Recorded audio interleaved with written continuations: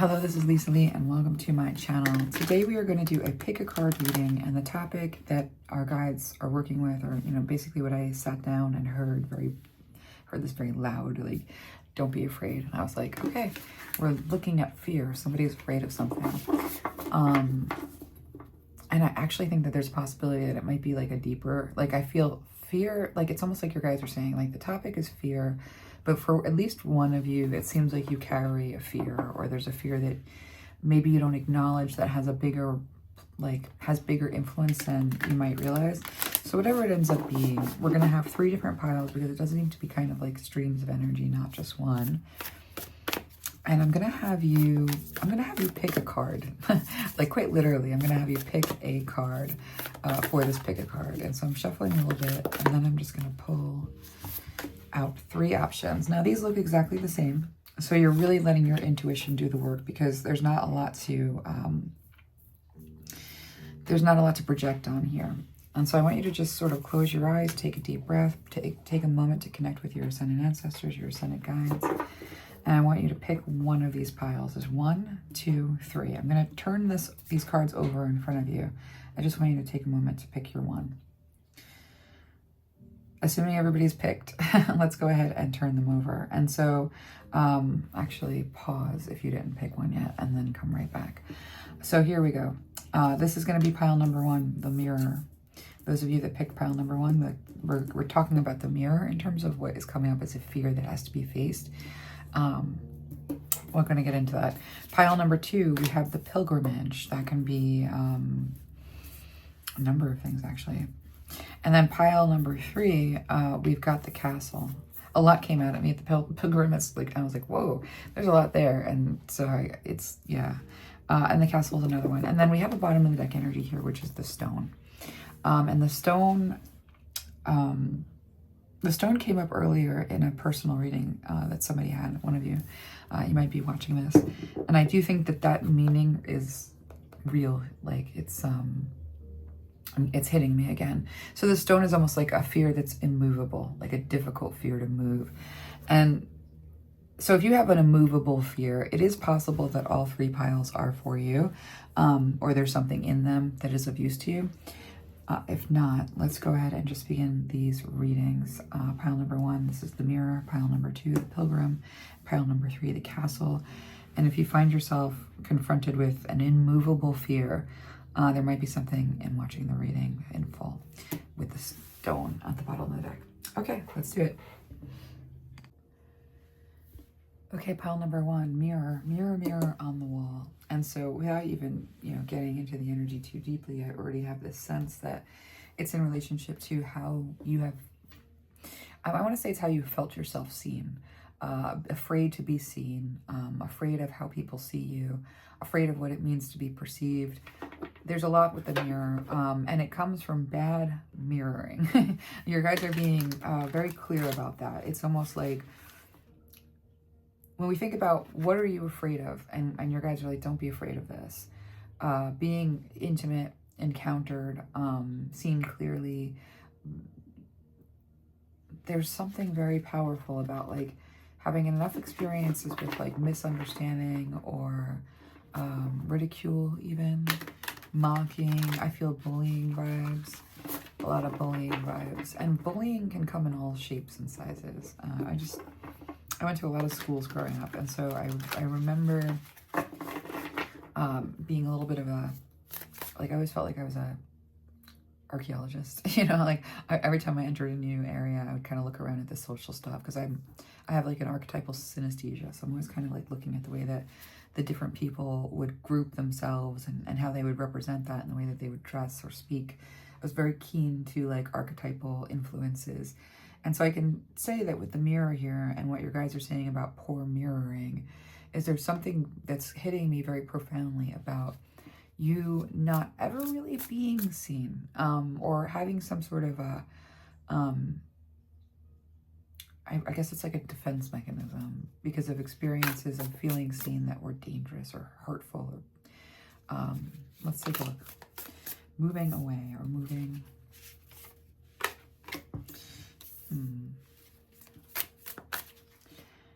The moving is interesting. So for some of you, you did move a lot. That's similar to me. But there's something about the prolonged experience of having family. Like, okay, so this is an interesting thing because I'm seeing somebody who maybe, like, there's a possibility that you're a kid that had divorced parents that moved back and forth between the households, like in a close proximity of days. Or you did a lot of moving. You moved a lot as a kid.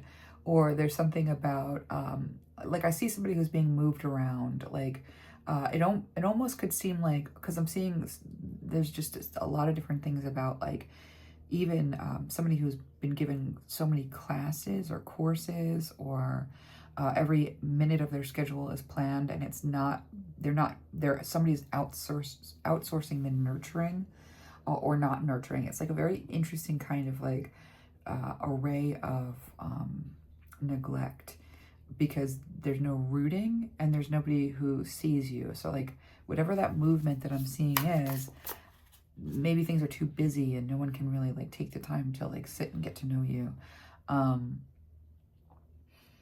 Shuffled along is what it looks like. And so there's this way in which your early mirroring there was no roots, there was no opportunity to be seen in the eyes of another, be seen in reflection in the face of another, either good or bad. I want to see somebody getting a blank face, or a face that sucks all the air in, and that looks scary, but it just means, what I've like come to understand the meaning behind that is, it's like somebody who needs you to mirror them, and they only want to be seen, they don't want to see anyone. Like it's like the reverse mirror, somebody who projects, somebody who's, yeah. So this is why, right? So it's like being afraid to be perceived or seen, or, you know, what it means to see the array of expressions that come with being known.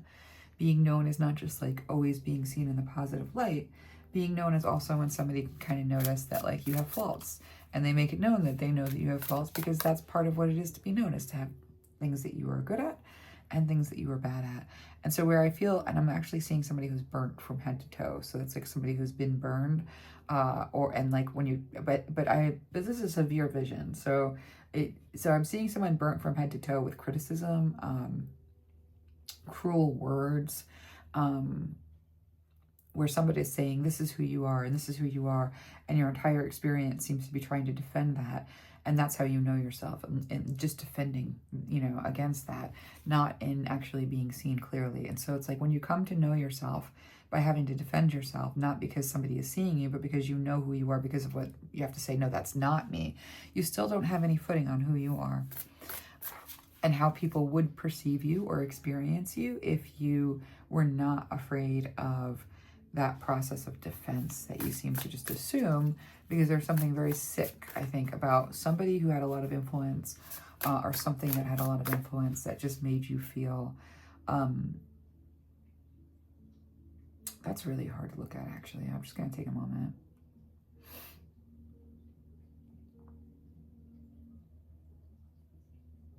Gosh, what a horrible thing. So I just feel like you've not had an experience of being experienced and seen that would make it an appealing situation. And so that fear, you know, is sort of significant, and there is a lot of healing that your guides want to bring in with what it means to face this fear. You know, this reading is a lot about facing our fears and not having to do it by yourself. Nobody wants to face their fears, and we don't. We tend to avoid them. If you have people who are willing to sit and face your fears with you, even better. If you have people who share those fears, it can be a lot easier. And so I really like the idea of this reading, and I like the way we're doing it, because, you know, when it comes to this fear of being perceived or seen, and when you are seen, there's it's bad. You know, it's like you're afraid. I see somebody kind of like become very, very, very nervous almost. Yeah, Hanged Man and the Ace of Pentacles. Your guys want to change your perspective, because your path is, it's important that with the Queen of Wands that we get out of the Eight of Swords pickle in your head about being perceived. I think that there is, with the stone on the bottom of the deck, meaning like, I think for everyone, these fears feel maybe a little bit immovable. What is a fear of being perceived actually? You can't do it. It's not that you you know, it's funny because I see a range of people here. You know, when I look at like kind of trying to like figure out like what are the different archetypes that are in this group, you know, I'm seeing the people who are like bulletproof vests everywhere they go. They're going to show you the way that they want to be seen, and if you get it wrong even an inch, they're going to correct you, and they're like hawk-eyed about like what it means to manage the perception of others, you know, towards them, whether it's good or bad or indifferent. Like, it seems to be a no tolerance policy on misunderstanding. Now, that's because of this pain.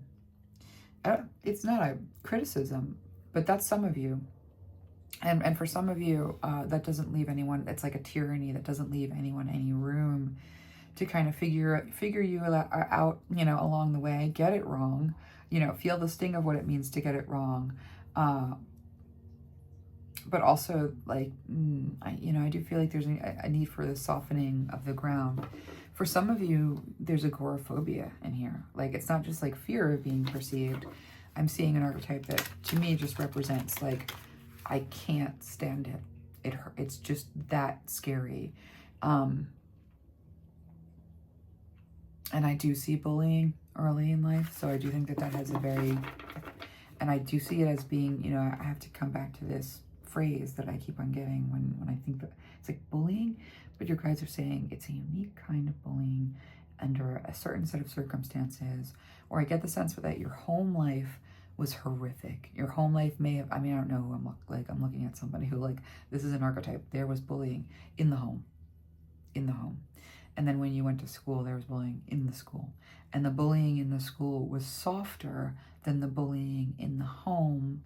But what there wasn't was welcome. There was an absence of welcome. There was a testing ground at the school, which was a little bit easier than whatever kind of cruelty you were experiencing in the home. And so you had to fight for yourself. And that fighting for yourself, I mean, these groups could even almost go together, actually, over here. This bunch over here with a bulletproof vest, like, don't misunderstand me, and like, there's nothing in the world that is worth leaving or trying, or, you know, that's this convicted 9 of Wands. I'm gonna do it all by myself, all alone. It's the safest, sanest thing. I don't want a mirror. I want to live in this, like, because like you're, you know, that's what a close person is. That's what an intimate relationship is. That's what close friends are. That's what our relationship with our gods, you know, sometimes we have to start there, just because it is scary, because I do feel that there is like burns. Ouch. Okay, let's keep going, because this 8 of Swords position and the immovable fear nature of that corner piece, being left out uniquely. I can't figure out why I feel like you were left out in the cold, on the outside looking in. And I see somebody who's Inspector Gadget. I don't know why Inspector Gadget is coming forward, but I see Inspector Gadget, and it's like you offered, like, here's something, here's something, here's something, here's something, here's something, here's something. You're becoming a fixer, maybe, becoming incredibly competent, hyper independent. And I hear an echo, like, I've given up hope of being seen properly. It doesn't exist. So let's get some more cards. Let's keep it going, because I want to keep digging here. I think your fear is your biggest hope, actually.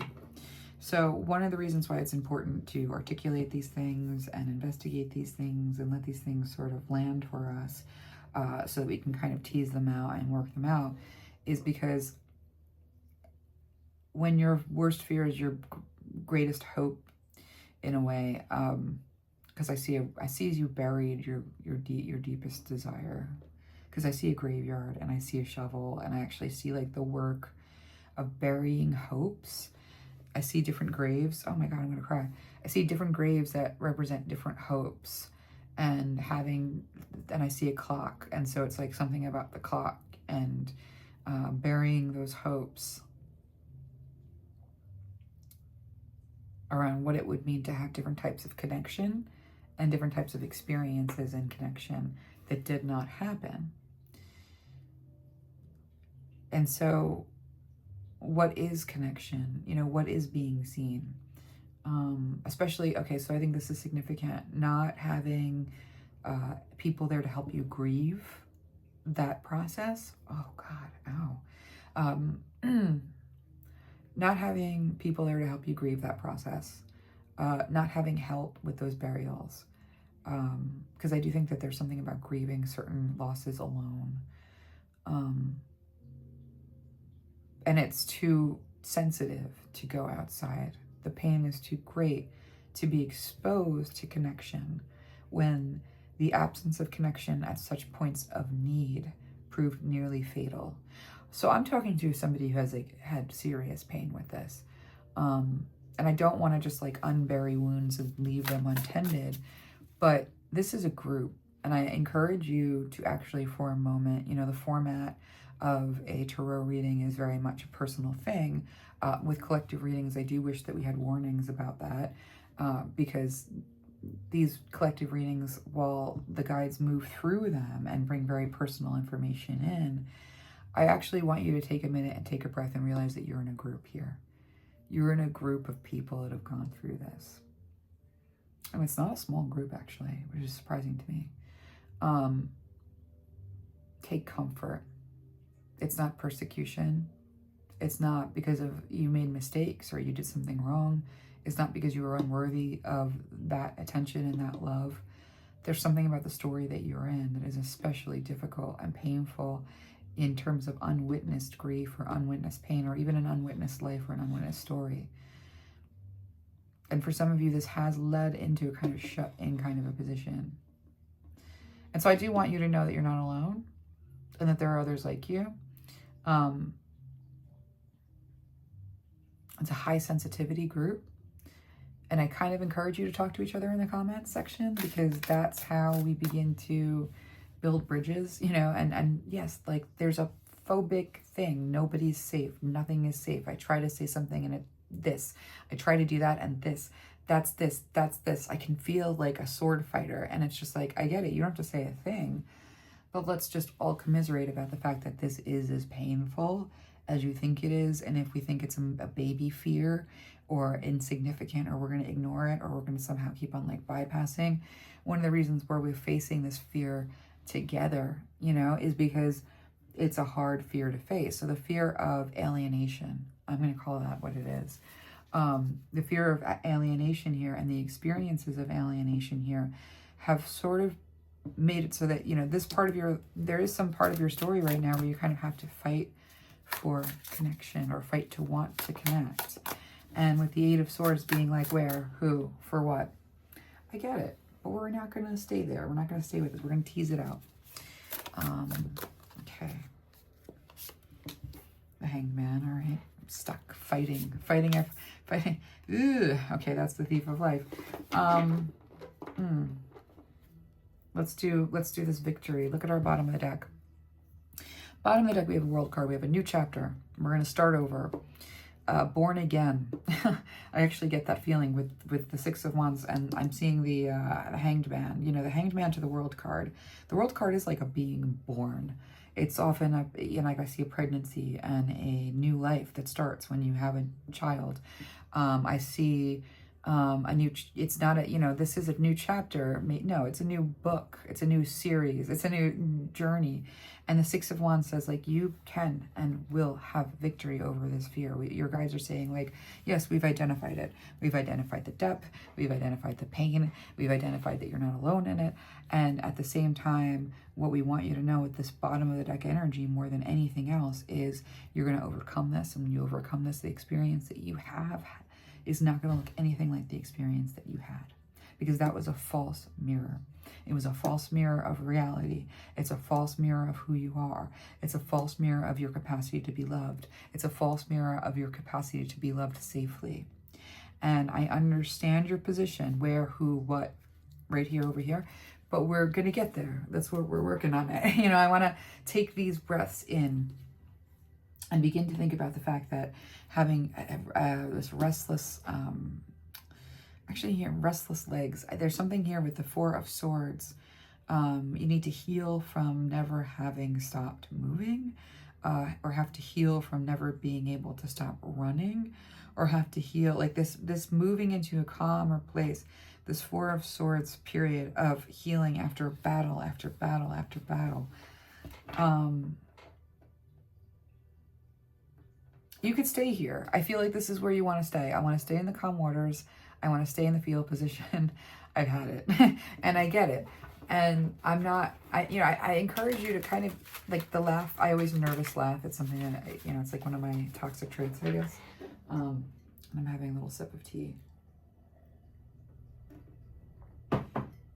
You're in a wild story, and I understand that it feels fatal sometimes in terms of what it means to go back out into the world from where you're coming from the experiences that you've had.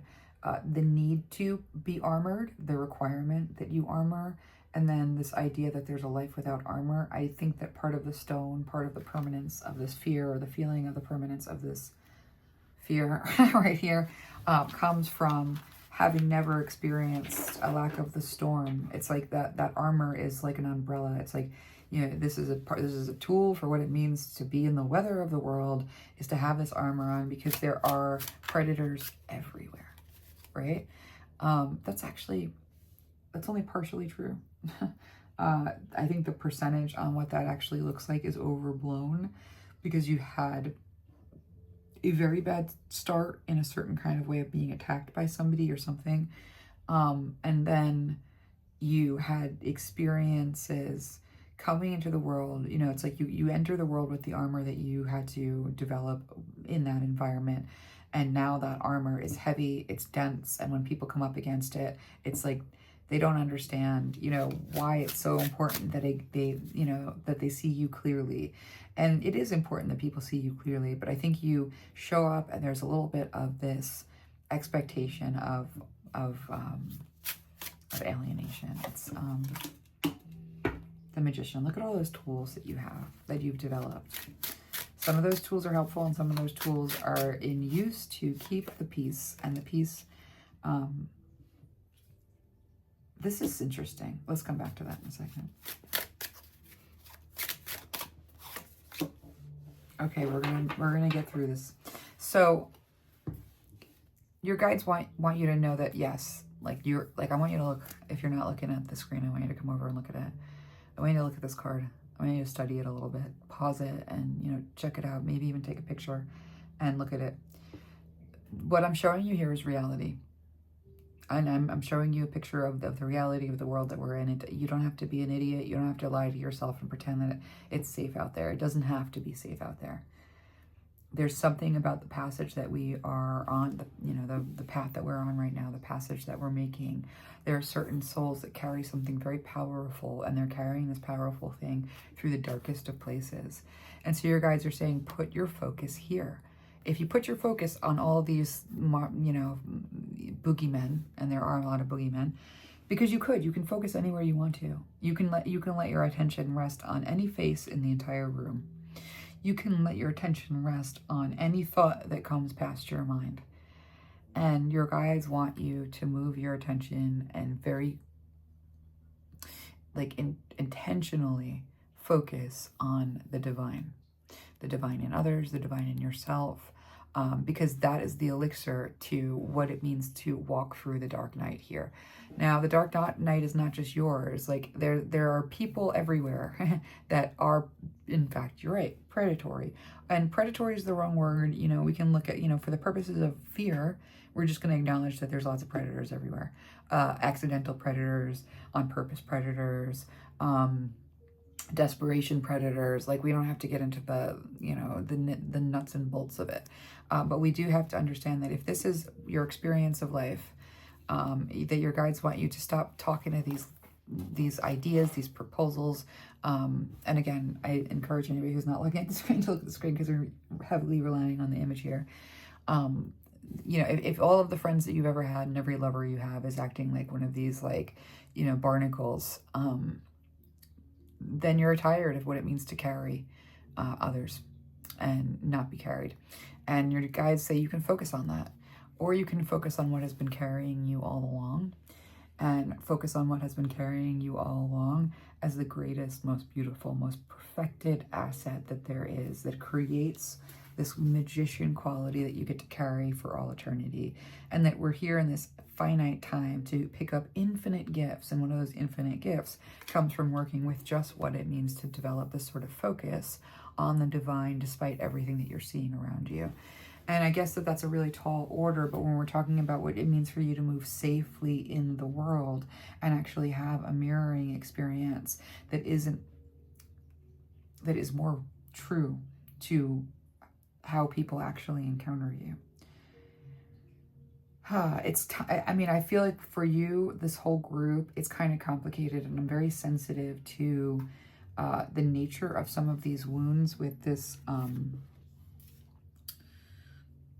I'm going to look at this card here because, you know, you have the Queen of Wands and the Hanged Man, which means your fight is almost like, your perspective is almost in a fight with what it means for you to move into relationship here with the Lovers card. So facing your fears is in part, you know, we're facing that, yes, in fact, people do suck. All right, where's that card? What, was that just like an optical illusion? No, it was split. Yeah, so your guys are showing me that, like, you know, what we think about those monsters, like, all around us, you know, what we don't understand is it looks more like this, okay?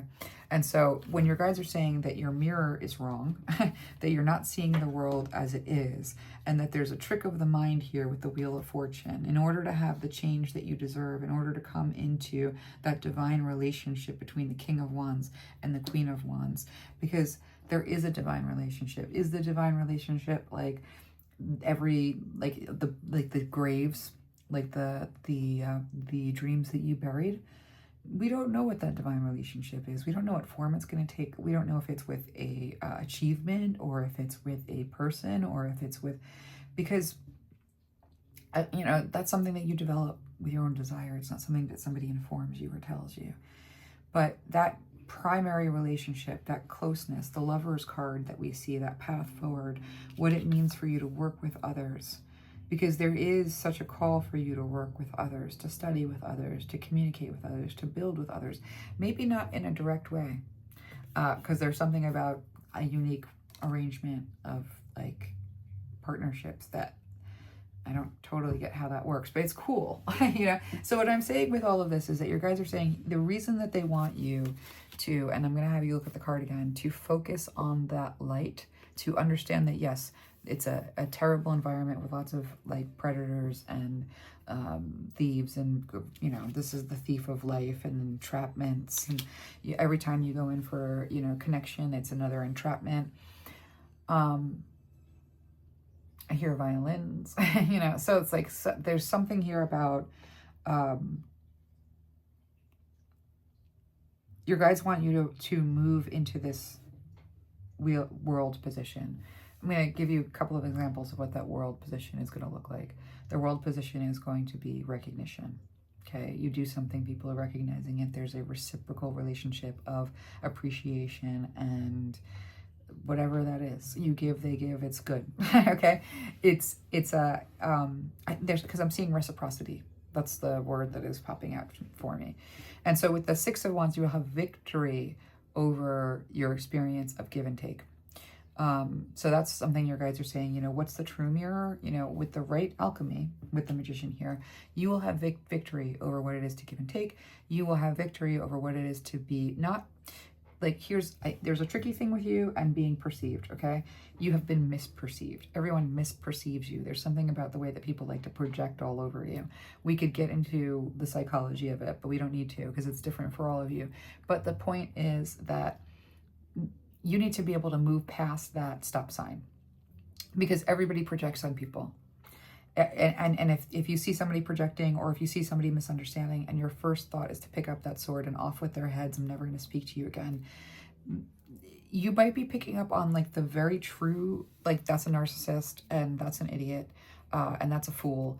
That's not wrong necessarily, but what you're meant to get from that interaction, the gift in it, you don't need to miss it like, it doesn't need to condemn you. Sometimes the gift is in like wisdom and knowledge that you don't talk to people like that, and now you know. Sometimes the gift is that there's a negotiation tactic that you have to go through with this idiot in order to be in that position later, and you don't know that this is why you're doing it or why you should have to deal with it.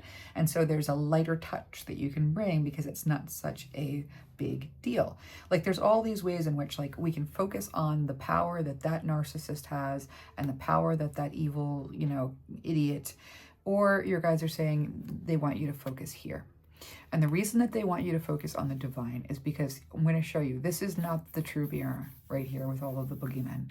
When you begin to focus at the divine, you begin to see the true mirror. Let me show you the true mirror. This is the true mirror, okay? You're being carried. Those boogeymen don't mean anything. Your guides know where they're taking you. There is a requirement that you trust, that this is, you focus on the divine, and then what happens? This experience.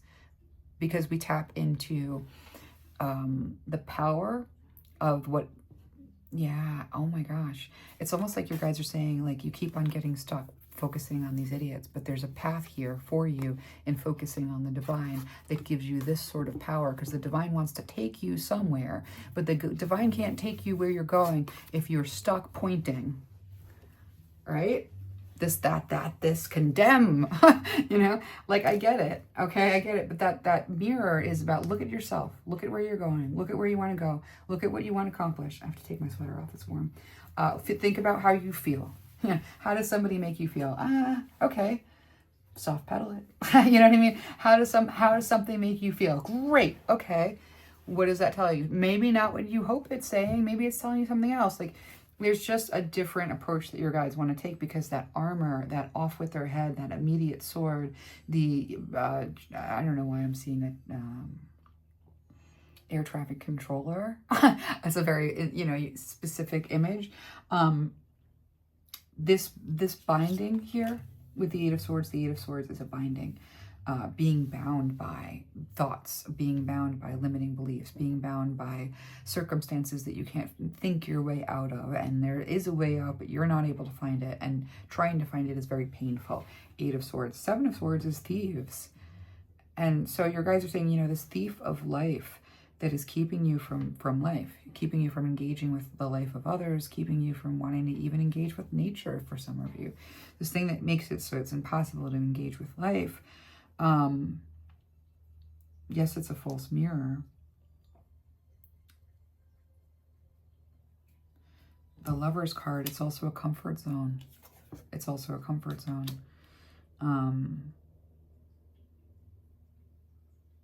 It's not an immovable fear.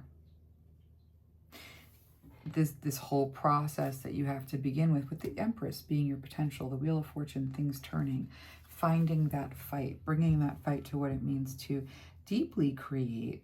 It's an emancipation from an expectation that you're just going to have everything that you do be a repeat experience of that early, like, I'm seeing like Hunger Games. It's stuck with you. It sticks with you. And we get it. Your guides get it. But they want you to understand that by focusing on the divine, and I know that that's lessons. We have many lessons that has to go into that, because a lot of modern spirituality is crap. I'm sorry. I just have to say it. And it's not the right, like, when they say focus on the divine, you think that means just like, you know, altered states of denial. And then, you know, you have to see if you can move power, you know, into your circumstances by the right sort of inner world. Yes and no. There's a lot to that. But tangibly speaking, you know, what a relationship with the divine is it's belief-based, and it's belief-based that there's more, that this is the experience that you're having. And when you believe that this is the experience that you're having, that's a very different, like, I want to say that from a secular point of view, it's like, if you think that there's nothing to do outside, you're not going to experience what it is to encounter the outside. And so it's like, it's a log jam at the level of what you can tangibly have if the fear is bigger than the value of the experience. If the fear is so big that the whole experience is saturated with that fear, it's because we don't believe that there's any value in what we're doing. And I get it. I do, but that's a comfort zone. It's, you know, not being challenged, really. you're basically just being sustained and sustaining yourself. And so let's see what your guys' advice is, because I do think that this, I hate like the format, I'm trying to keep it kind of short and everything.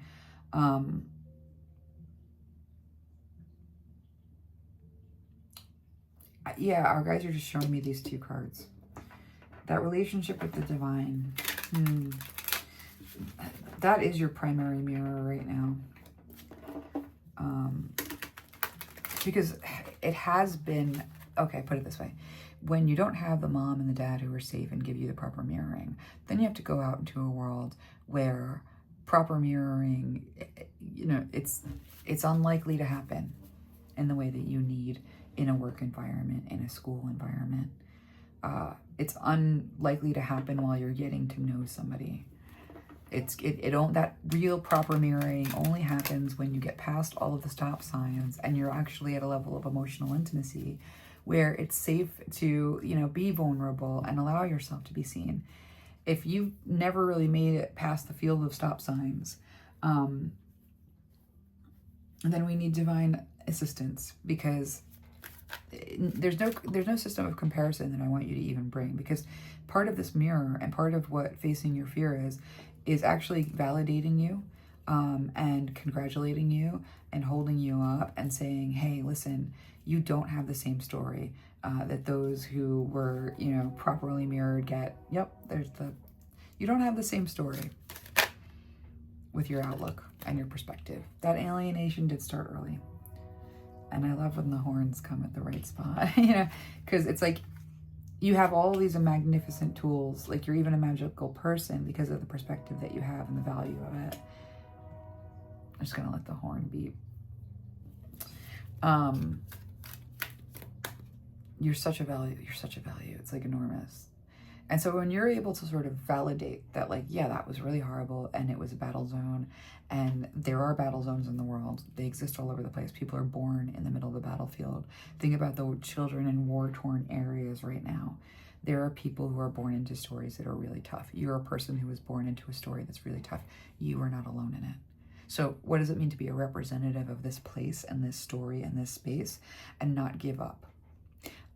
Because that's what this is. It's giving up on your life, like a little bit. And there's no condemnation, because with this, you're amazing, you're incredible, you're just having a different life story, and people are not going to immediately understand you because there's the context. They're looking at you like, oh, what a perfect person. Look how amazing they are. They're incredible.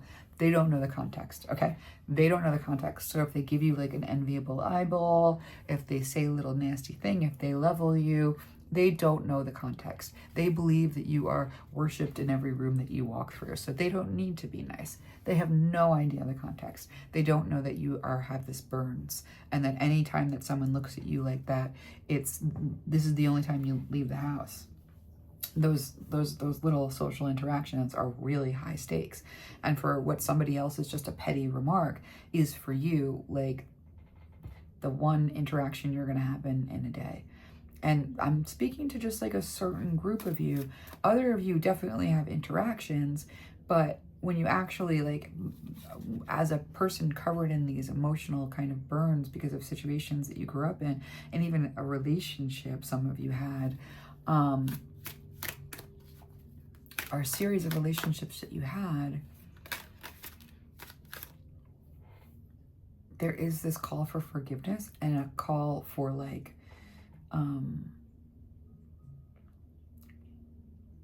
I think it's going to be a little bit of time and a little bit of effort. We're facing the fear in the sense that it's not an idle fear. It's not a no reason fear. But when we're looking at all of the stuff that hurt you and caused your fears, and that's where our focus is, we don't understand what has been carrying us all along. What has been refining that sense of self, those relationship with the gods, where when you defend yourself, so do all of the ancestors, and now you know yourself. But that's not knowing yourself through the approval and the appreciation and the celebration of a world that you are tangibly in. That's a different kind of appreciation. And so focusing on that different kind of appreciation will help bring you out of this perspective, of this experience, of this expectation of others in the world, world. And when you get outside of that expectation, slowly, that's what this is about. You don't have to change your mind all at once. Start reading. I want you to read. That's emotional intimacy. If you have a hard time reading, listen to the books. Because once we can get inside the head of somebody else's experience dealing with something similar, if you're in a position where you're dealing with loneliness, if you're in a position where you're dealing with feeling unsafe, being close to others, then telepathy, get in a book, somebody who's been through what you're through, so that you can begin to see yourself in that generous light. When you read about someone like yourself, somebody who's like, for whatever reason, gone through the things that you've gone through, and they find themselves in a situation and they're making sense of it and they're writing about it and they're bringing you into their head and into their heart, and then you're able to have an appreciation. You can start to see your value in the way that you can value them. And so like, that's a small little step. It doesn't mean you have to go out and expose yourself, but it means that you start to want to. We always talk about connection in here. And so obviously with the fear of the mirror, you know, facing the fear of the mirror, that's facing being perceived. This is a group that we're going to kind of coax out into that lover's position, because you are not without love. You won't be without love. That's not like, I feel like somebody needs to, yeah, look at that. Look at you go. All right. So there's hope here. Guess what? Roots. We had a problem with that. 11th house. It made you kind of weird. I don't mean in a bad way. I mean in the best possible way. That's why I'm saying go read some books. You know, you're in good company in terms of where you're going. You're going places, kid. Right? So change your outlook on what is available to you in the way of experience in the world. Do not believe for a second that the experiences that you had are all there's going to be. There was some burying of hopes, but I think that we're staying there. We're standing there. We're putting a tent there. We're building a house there. I mean, this is almost like, and so your guys are kind of coaxing you away from that perspective. There's another perspective. There's a perspective that says, yes, the world is full of boogeymans, but I have learned to see the light within myself and find my way out through that light. And in doing so, I see that I was carried. I see that I am carried. I can feel safe. I can trust the divine. I am capable of what it means to overcome fears of being perceived in ways that I find unfavorable, right? That's what your guys are saying. If they are, you know, there's going to be people who perceive you in ways you find unfavorable. There's going to be people who misperceive you. That's no reason not to show up and be perceived. I get that there's fear there, but the fear is really with this wounding that your guides just want to validate that that's what it was. But they also want you to bring yourself into that reality. Give yourself a reality check. Think about everybody else who's been through what you have been through. Would you turn to any one of them and say, oh, it's over for you? Yeah, you survived all that stuff. You were born in a war zone and you survived it. Like, good luck having a prom. You think you're going to wear a good dress after having survived that war zone? Look at you. Like, do you see the way you're kind of talking to yourself a little bit? Like, you survived a war zone and you're like upset about the milestones. And I want you not to do that because you're in a different story. And so when we pick up your outlook on what it means to have survived something, this is somebody who survived something with the 6 of Swords and the 4 of Swords here, having survived some battlefields and having all of these tools from that experience. Now we're going to think about that experience as being an asset. How can we think about experience like that being an asset? Find a book of somebody who's lived through what you lived through. And maybe you've lived through something so unique that you need to find some books that are kind of similar to it. But your guides are like, can we please bring you into the communal aspect of that? That's even this reading. There's a, maybe there's a comment section, maybe not, but maybe there are people who have commented on having similar experiences. Maybe it's only 1 or 2, but that's a story, that's a genre that you are in, and you bring the power and the magic of the divine into the story that you were born in, into the story that you were moving through the circumstances that happened. Now, the fear can be, you didn't get the proper reality testing. You may have made mistakes. You were vulnerable. But you're not, right now I can sense with you that, yeah, that did happen. But you are actually on the other side of that. Other side of that's the battlefield. So picking up your head. And with the Sagittarius, there's places to go, things to do. We have to get you out of this perspective that says that there is no real connection that can happen here, because there is. But again, start with books and then communicating. Like, we don't have to just like put you in the middle of a party. That's not what that is, even though I always encourage people to go to little community events. With the Lovers card being about coming into leaving the comfort zone of this is as good as it gets, and making that journey towards what it is to connect, starting with books. I mean, I just keep on seeing a bookshelf. This is about communication with the third house perception. It's about, I mean, it's also social media, and it's also dating, you know, so it's like, it's this circulation and discussions, like people hanging out, sociability. So that's what you're being called towards, but you have to want to leave the environment where you feel safe, which is, again, like where you've been resting or where you've needed rest, but we can do it. We're going to have victory, and we're going to step into this new chapter. And even though you are rooted in something very different and rooted in a very different experience, and there's a lot of alienation there, what you have become in the way of an individual, what you have become in the way of having an incredible perspective, and everything that you have has required you to like build enormous muscles to survive, you're going places. And you're going places with what it means to communicate this journey, you know, communicate through the fears. And so it's not immovable. You are rooted, and you will be rooted in community. There's such a future for you. There's such a family for you. There's such a future for you. There's such a family for you. That's right here. But it's weird. I see it over here as being, like, I don't mean weird. I'm just saying, like, there's something so unique about your experience of finding your, it's soul family, chosen family. There's something so unique here. I can't even begin to try and like nail it though. That's for another reading. But I want you to begin to engage with the substance of hope, because that's what this process is. We're going to look away at the spooky, scary is not enough. Look at the way they're looking at me. Look at the gossip. Look at the crap. Look away. Get away. Boom. Nope. Don't look at that. We're going to look here. You know, these are the divine thoughts. I'm here for a reason. The experiences that I've had have taught me these great many things. I'm having a finite experience as an infinite being. What I'm gathering here, that's a different perspective than looking around you and, you know, and then something picks you up. It's carrying you in a new direction. And so, like, that's the movement. And so pile number one, you know, what it means to face your fear is to actually validate the experience, understand that you're not alone, and begin to think about what it is to want to have a different experience, because it's here for you. There's victory over this, because who you are is not the person that you were when you were easily hurt and manipulated. And I see taken, taken for a fool, whatever that is. You're not going to have the same experience. You're not the same person.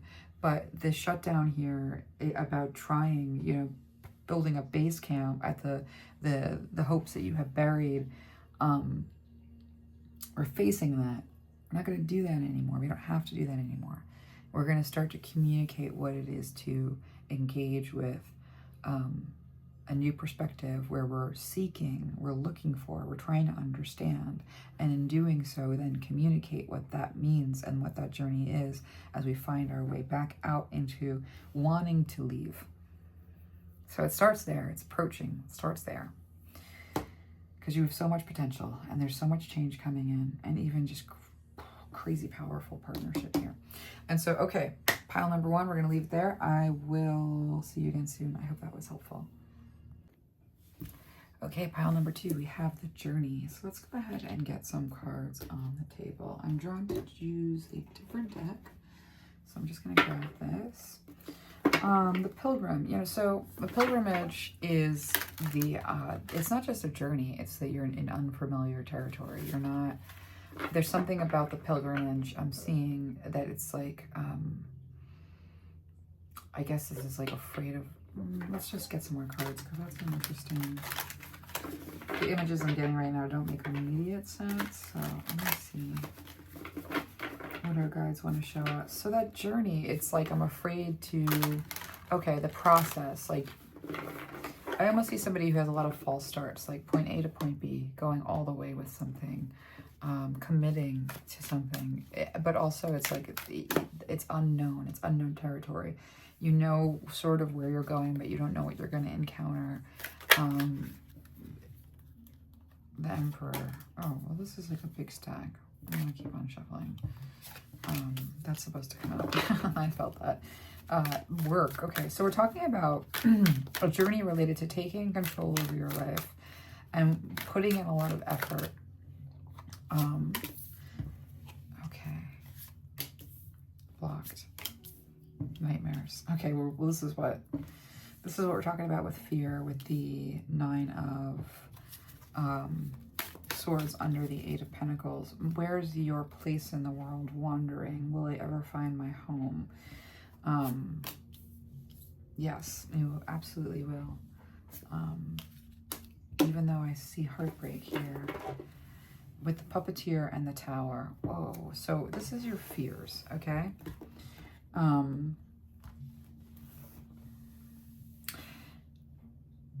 Wow. Okay.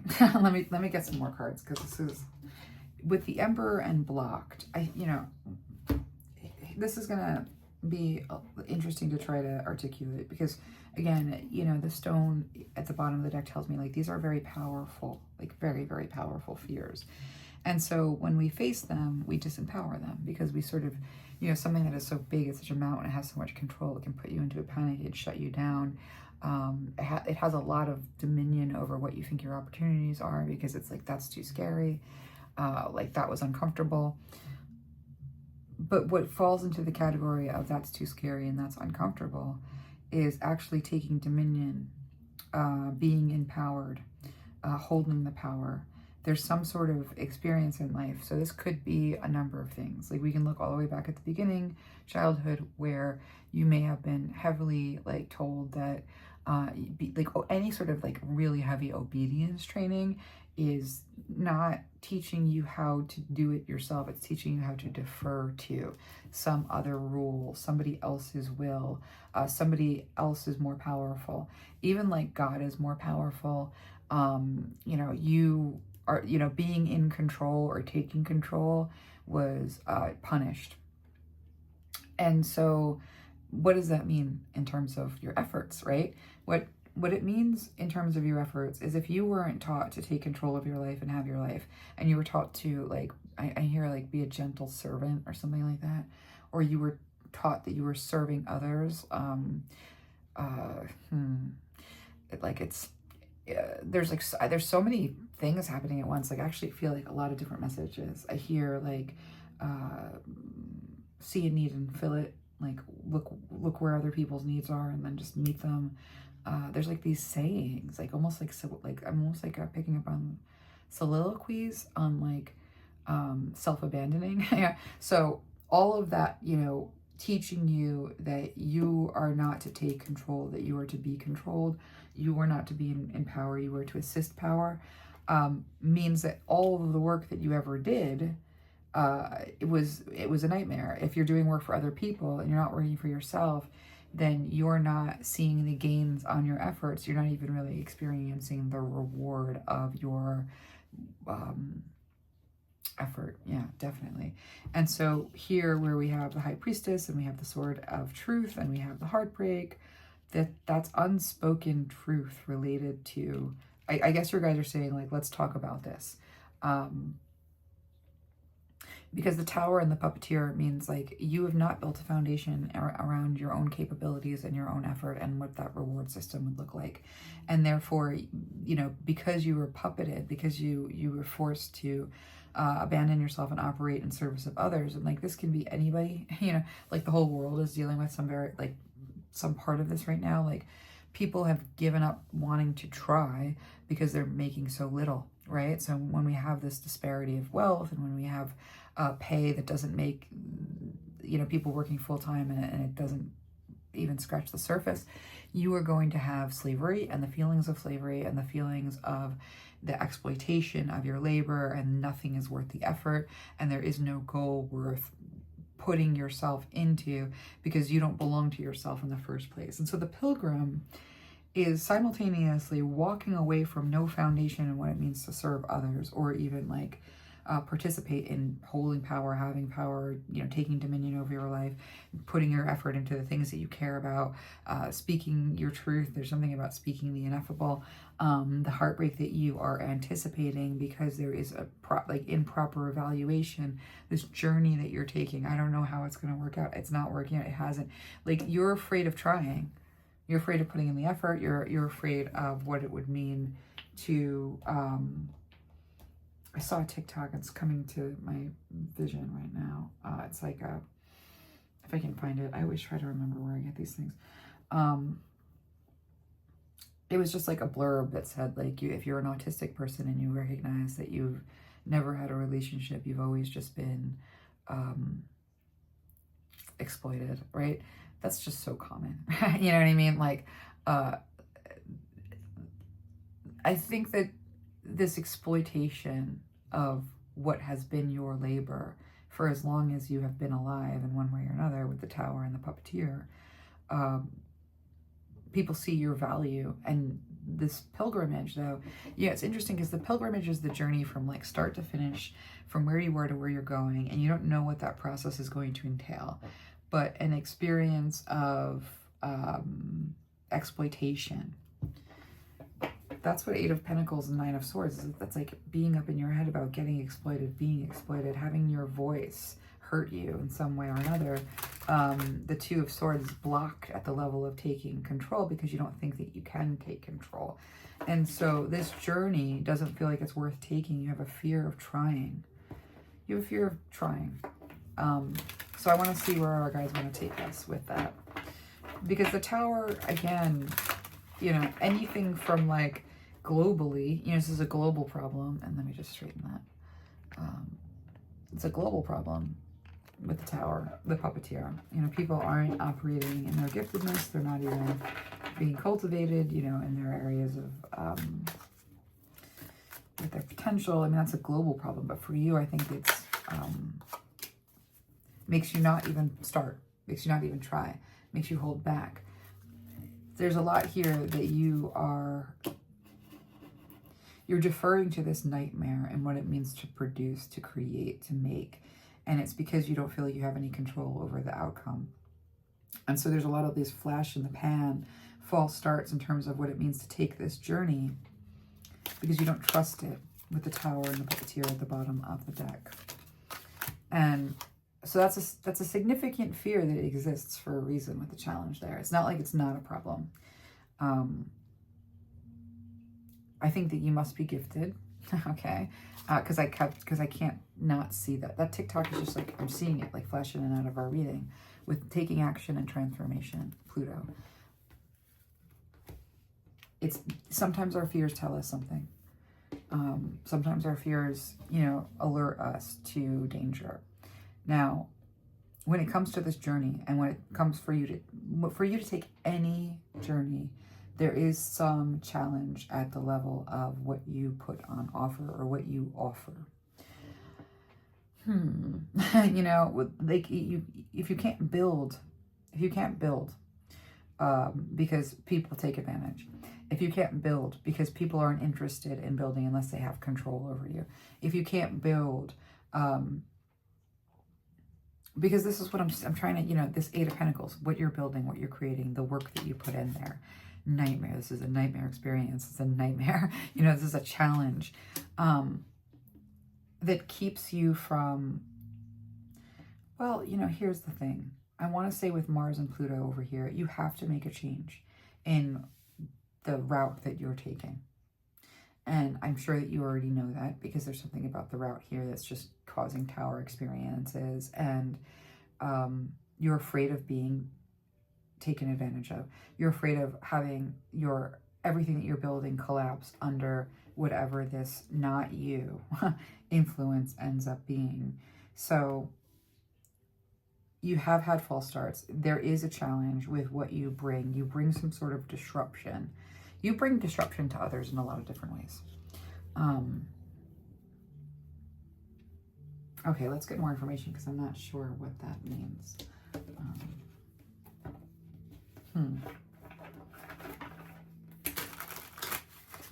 You challenge people. I think that there's some aspect here of your journey being one where you bring the tower to others and they want so badly. Whatever they perceive in you with power is very confusing to people. I think it's so weird. I'm getting a weird image. I don't know what it means. It's kind of a freak show image. Like, what is that? Let me see if I can sit with it, because sometimes I'll see something and I'm like, well, wait. All right, let me get some more cards, because this is, like, I get the sense that you disrupt people deeply. And I'm trying to understand how that relates to your journey. It is your journey. Your journey is to be this energy of Uranus.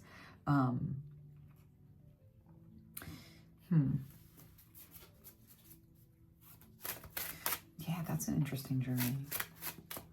Being captured. The puppeteer is about, like, people want to capture. They want to capture it. You know what I mean? They want to capture it, and then it's something here about that. Your voice. They want to capture. Puppeteer. And that brings a tower on your efforts every single time.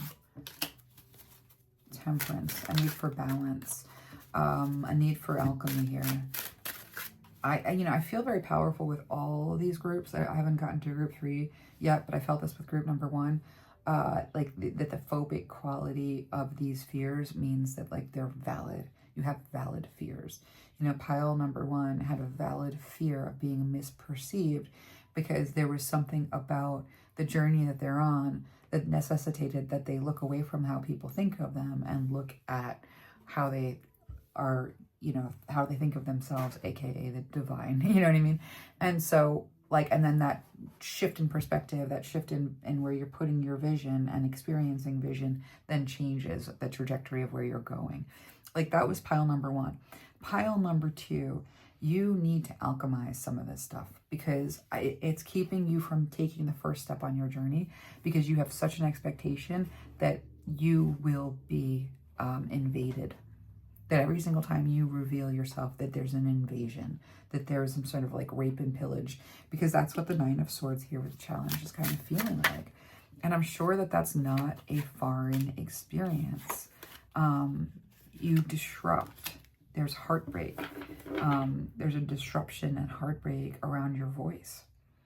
With the High Priestess and the speaking of the truth.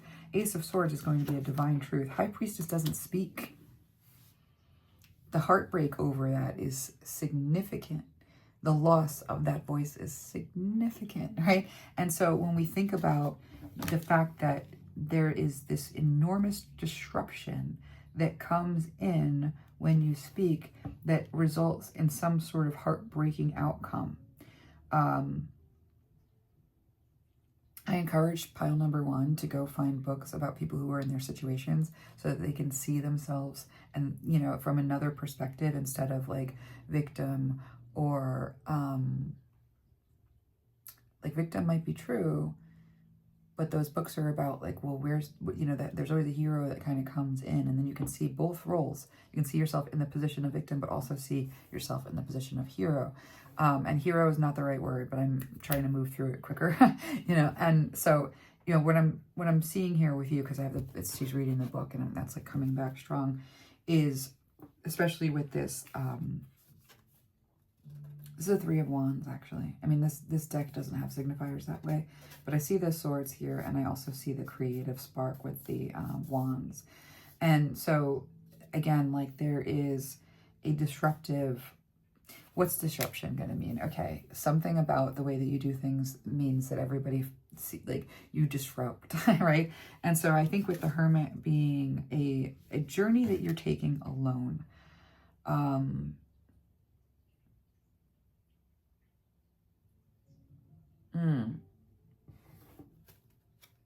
with the Magician, the 2 of Wands, this plan, and the Magician, you've got what it takes to make this journey.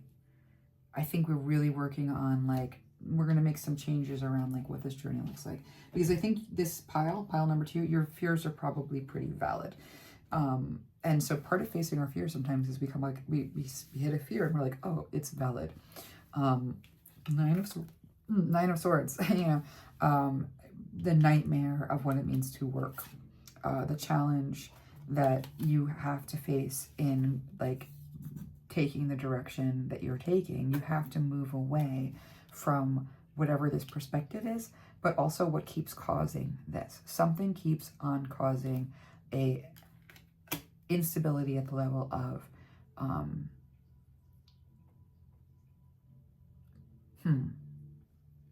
people want to take over. Okay, this is what I saw, and I was like, I don't know how to, harmlessness, okay? Like, when people present as harmless, and they also simultaneously present as having something very valuable, that creates, I see like a kind of like a, I can't find the word for what that is, but it's a perfect experience. It's a perfect combination of things that cause a certain outcome that is like a disastrous implosion. Like imagine being such a confronting force that people want to take control over it because it's simultaneously confronting with this Uranus and the Three of Swords. Why would that be confronting? Why would harmlessness and value be a confrontation? But for some reason here we have that in terms of like these voices. So the alchemy here it's similar to pile number one in that and I think if you're coming from pile number one because you have an immovable fear, a lot of people who are finding this reading have just had such bad experiences, with what it means to show up, either in relationship or with your effort. And so this is a fear that is here because we have to change the way that you make effort. We have to transform the way that you're doing things. You have all the skills and the abilities, but we have to do a little bit of research here on like what is the best road for you to take. Because refusing to start, because you have no sense of how you're going to do this or what it means for you to do this or how it means for you to even be safe. You have to not go anywhere until you have taken dominion over a number of things related to what it is that you want to create. You have to make a plan. You have to make a plan because there is a challenge here when it comes to your efforts. And so I think you need to recognize, facing your fear, recognize the challenge that is presented. How do you disrupt things when you encounter others? It's going to be different for different people. I did see this harmless asset combination. The harmless asset, it kind of comes off like a child. And that seems like somebody who's really easy to manipulate, so people target that. Now, what does it look like for someone to target someone who they think is easy to manipulate? Well, they start to think about them like they're a child. And they take they parentify the situation. They like to the people involved, it might just be like they don't understand, right? But it ends up being a sneaky problem. Because there's something about the way that they're seeing this where you're down here and they're above. That's their problem. But I think that there is maybe a deference that you bring, that harmlessness. Don't hurt me. Don't get upset with me. Be kind to me. Like I do, like that TikTok that I'm seeing it. This I can't even remember where that guy. I don't even know where. I don't think I saved it. So good luck finding it again. But it's very much like that tendency, harmless, but it's not harmless. That's a false perception. That might even be a level of like strange supremacy, ableist supremacy. We've got so much of that going on. I don't want that to stop you. I want you to change the way you do things, okay? Like, I just want you to think about this as not like they're against you.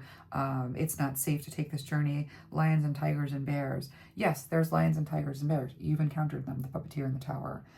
Mars and Pluto. Like, there's major transformation. And I think you need to grow up. And I'm being careful about how I say that because I know that these fears are real. But I think you can't be as harmless as you were. I think you have to notice that harmlessness is a problem. We need a little tooth, a little bite, maybe even some sensibilities here around how much you give or don't give. There's a little study that has to be made between you and your skill set here in terms of this journey that your guides want you to make a goal and go towards it. Take that journey, step on that path. Lions and tigers and bears, yes, now you know it. Tower and the puppeteer. You're not going to not account for that. You're going to make sure that you have bear traps, and or not traps because you're not trying to get them near you, but you know, bear, like a bear horn. You have to have the bear horn. You're going to have you have to develop skills with the magician here and the two of yeah, with the seven. There's always going to be thieves. Oh my God. Yes, you know, that's it right here. And it's going to be heartbreaking for you every single time with the high priestess popping out again. There's no, I deal with this too. Listen, autistic savant skills. Like you might as well have a huge, I'm seeing that because I have a similar problem, honestly.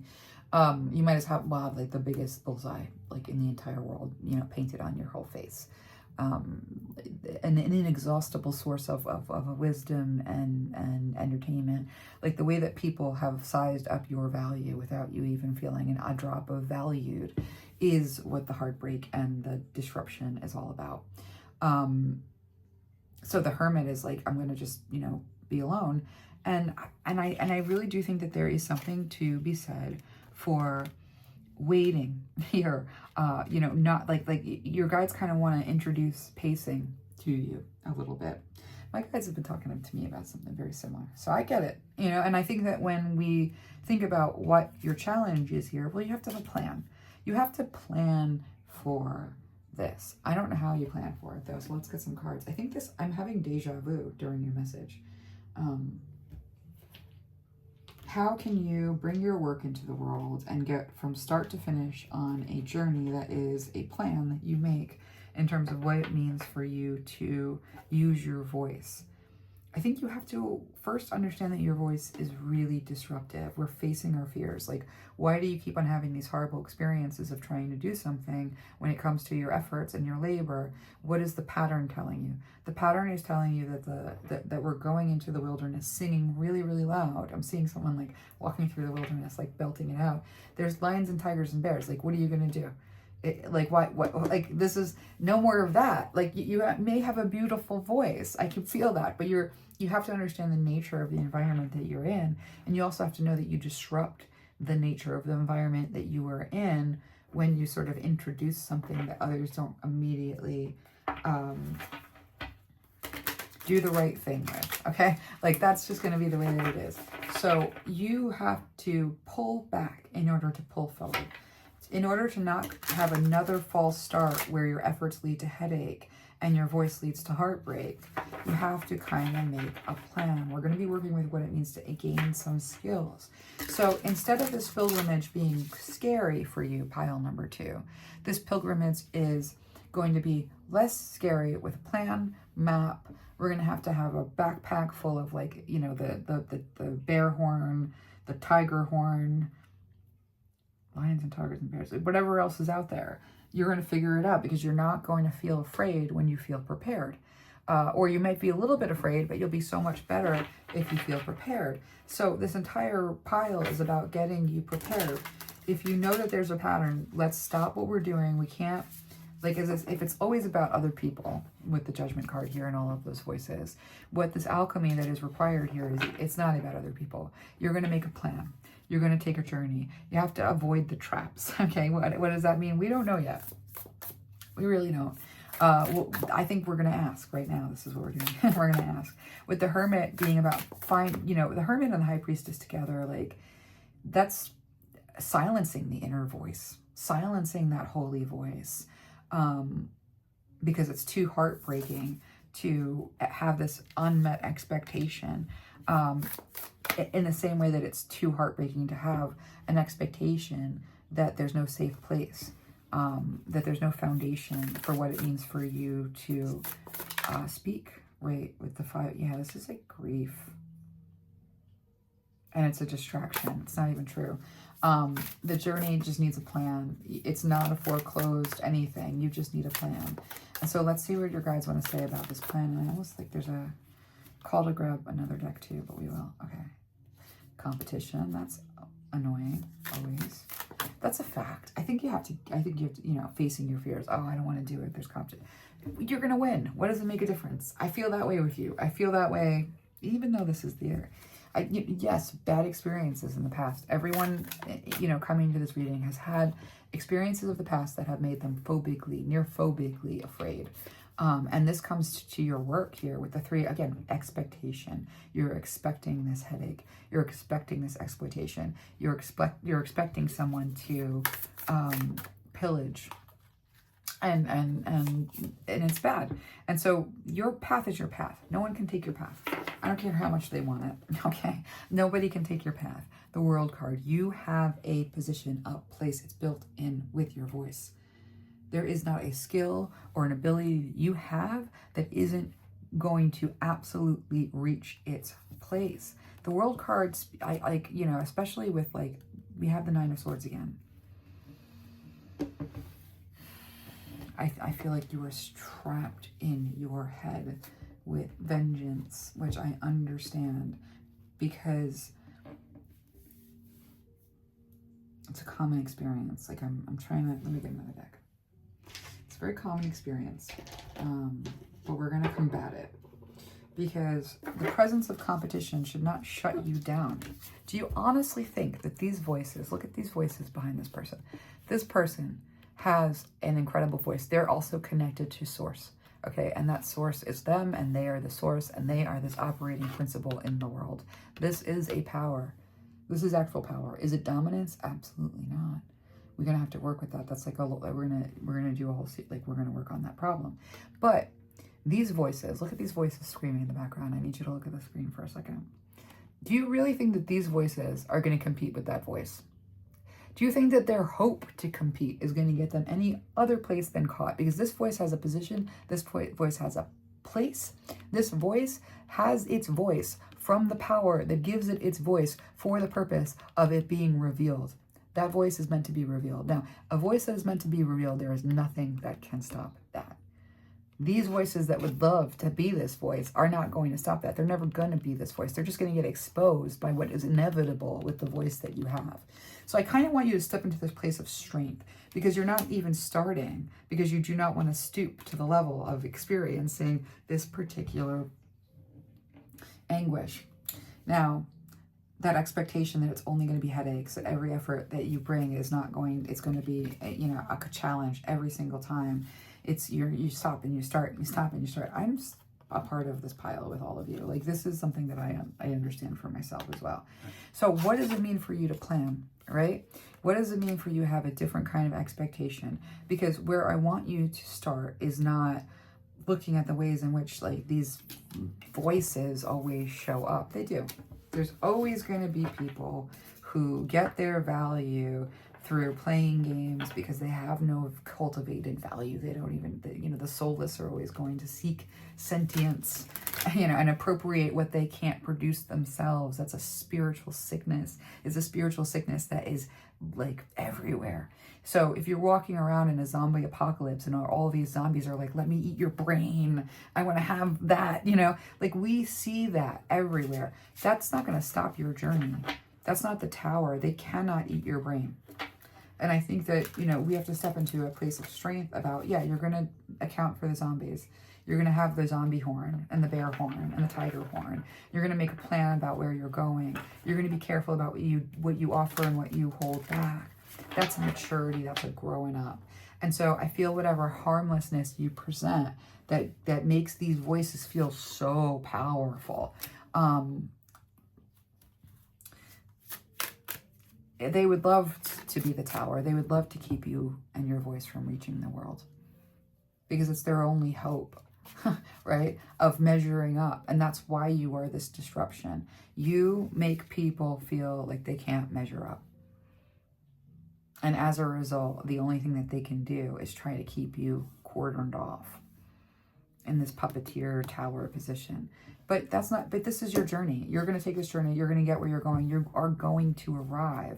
And so what you're not going to do is let the fear of being overtaken, of being colonized, of being appropriated, of being used, of being you're not going to you're not going to give these voices that power over your potential. You're just going to decide no, because you have something to offer. Okay? This is what they sound like.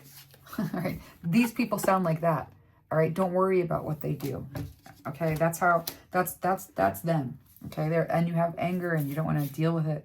But the World card and the 9 of Swords is when we can get you out of your head about what these people do and why they do it and who they are. Just cancel them in your mind, cancel them in your heart, cancel them in your soul. They are a cricket, right? They have always been a cricket. They will always be a cricket. And the best that they can do is annoy people in their environment. That is their whole thing, because that's what happens when I don't want to hurt people. So I want to kind of like pull back, because I feel like some people really do struggle with voice, okay? And like, that's not this pile though, okay? This pile may struggle with voice. They have shut themselves down. They don't want to be conquered. They don't want to be taken over. They don't want whatever they do to be immediately gobbled up by whatever that is, and then even like manipulated and packaged and put out there. They don't want their image desecrated. They don't want any of that stuff. But what are we going to do about the fact that your Ace of Pentacles, your path here, is to bring disruption, and make the right connections and get your ideas going? You have to show up. And so to show up on this journey also means being prepared for the competition, that you will win no matter what. Because anybody who's competing to be you when you are you, like what can you, like, what, there's no win. You are you. This is your path. There's not even a competition, because you're not in it and it's not happening. It's not real. It is make-believe. That 9 of Swords place in your head around your work and what people do with it. We need to cut that off at the past. You need to stop having an expectation of what is going to happen. It's probably going to happen, but it doesn't matter. You're still going to do what you're doing, because where you're going and what you're doing, nobody else can do.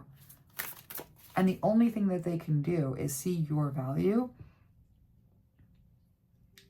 play some reindeer games, and get caught. Because the inevitability is that they will, because Ace of Planets, your path is your path, your voice is your voice. It's given to you for a reason. It has its place. No one could stop it. And if they try to, the forces of nature are going to come down and bring such destruction to those lives, it's unlikely they will ever recover from it. So I don't want to say that and scare you, but you're giving so much power, 9 of Swords, to this challenge of how you're going to proceed when your expectation is this fear of being dominated by they're imps, right? So I kind of want to say that you need to have some strategy. You need to not assume that, like, it's not going to be without this stuff. You need to not assume that people are going to agree to be fair. You need to not assume that people aren't going to do everything that they can, because you disrupt them. Okay, you disrupt the playing field is such where they feel like they have a good even chance. You show up and now nobody's even on the board. Okay, so if you're that kind of disruption and that's your path no matter what. Nobody can mess with that. This is where we bring in some faith. You need a plan. You need a plan. You need to do a little studying. There's a little skill gap work here. There needs to be a little bit of a plan that you create on what it is to bring yourself into the world, to bring that voice into the world. Change the way you believe that you're going to be received, and change what it means to, like, you're going to have a different experience of showing up and being received if you put your teeth in. I need you to put your teeth in. I need you to actually understand that, like, there's nobody who can compete with you, okay? It's not even possible. I need you to understand that those that try will only be humiliated in the long run. That's the only thing that's going to happen there. And then you're also going to need to understand that these beliefs are costing you. These beliefs about other people, these beliefs about the power of other people, these beliefs about the power of algorithms, these beliefs about the power of other people's capacity to receive in the right way or the wrong way, those beliefs are costing you, and those expectations are costing you. And so when it comes to your resources and what you're meant to have, your guys are basically saying very clearly with Saturn, you have to be realistic about the limitations, okay? Especially when it comes to the way that you see the world and your faith. If your faith is very firmly in that people will disappoint you, a guarantee that they will, because people are disappointing. But we're not in that arena. Your faith is in something else. Your faith is in your mission. Your faith is in what you have to offer. Your faith is in the voice that you bring and what you bring with it. And your faith is in the divine, that you have these skills and these traits and these abilities for a reason. They're not there for no reason. They don't exist for no reason. That means that you're not necessarily the one who's placing yourself. And whatever your pacing is related to refining what it is that's on offer. And so stop focusing on the games that people play in front of you when they're trying to get you off of the board. They're trying to get you off the playing field. You disrupt whatever it is that they're competing for, because there's something about you here. I see it. And so with the Saturn and the 12th house, your faith in these hidden tendencies, you're giving yourself enormous limitations based on a fear that other people can colonize you. That's valid fear, but we're not giving away our power. We're not going to give that away. You know, can they play reindeer games? That's what they sound like. That's what they look like. Every spirit and principality of good and evil know, like, there's nothing being hidden. Everybody can smell it. Everyone can sense it. You know, like there's just this way in which you need to have some level of faith in structures that will get you there. You know, past experiences, I feel like this is like 9 of Swords. You've had a headache of an experience because you need to change the way that you are proceeding. There needs to be transformation around the way that you plan and the way that you execute your goals. But the formula here is to show up anyway, knowing that your distinct voice can't, it's just the way that it is, especially like fear of AI. They're going to take my voice. They're going to put a little bikini avatar on it and they're going to call it themselves. Yes, absolutely. Every time. But that's still not you. Okay. And the capacity for thieves has grown enormously with AI, but it's also leveled the playing field. Nobody who has sentience sounds like anything but slop. And we as humanity are developing an ear for slop. We're developing an ear for slop at the level of AI, and we're developing an ear for slop at the level of performance, because everything that is not sentient sounds like an advertisement. Those people are quickly tuned out. And so stop putting those limitations on your efforts because you have an expectation that it's going to go a certain way. Whatever pacing you've experienced was like guidance, and where you're going is inevitable with that Ace of Planets there. And so have faith here with what is meant to be yours, what your value is, and understand that you cannot be colonized. So pile number 2, we may have to tinker with that, because the colonizing that we see happening in your past so consistently that has caused this frame of mind, this phobic fear state of thinking, comes from bad experiences that repeated because there wasn't a bear horn, a tiger horn in the form of, it's almost like your guys are saying it's the limitations that keep on creating the limitations. But if you step into your power here, with that journey, with a plan, and with the skills, the world is going to change for you. That new chapter is going to open up. And so pile number 2, that's almost like, you know, your guys are saying don't be afraid because there's nothing that can take your path.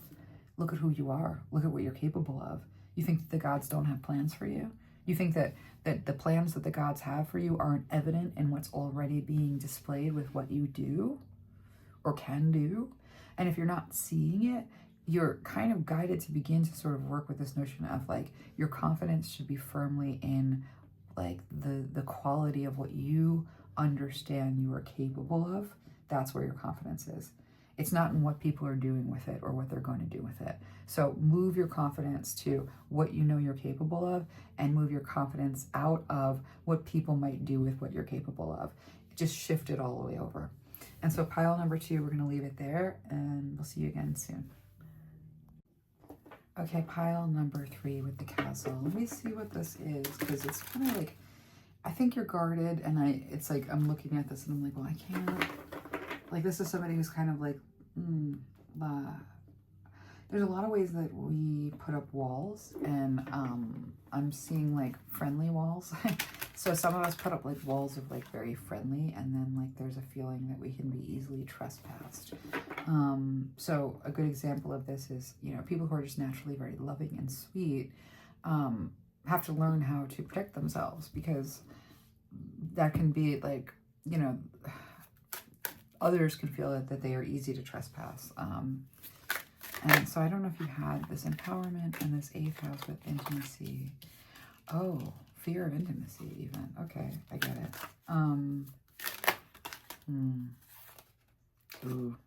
Ooh, okay. Uranus and Saturn are coming back. They were here in, I think, the last reading, or in different spots, but, okay, you are afraid of anyone getting very close to you. You're very heavily fortified. And this is interesting because Saturn and Uranus, that's a crazy combo. I don't know if you realize the way that feels in my body is a combination of energies. It's controlled demolition. And it's like, what, wait, like that's, it's weirdly like an oxymoron. Like, how does that even work? Okay, I got to get more cards because this is very confusing. So it's funny because the energy that I'm reading right now is guarded, and so you're reading. It's hard to get all the way in.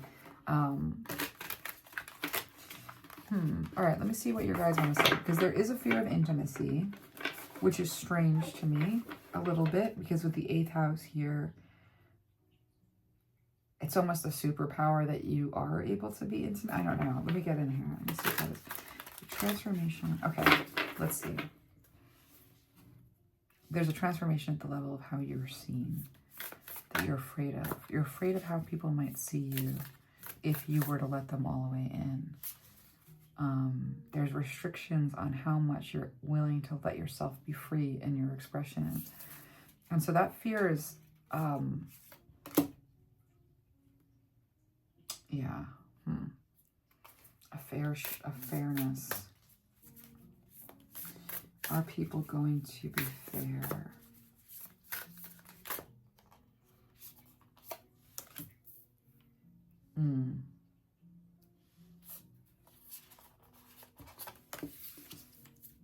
Okay.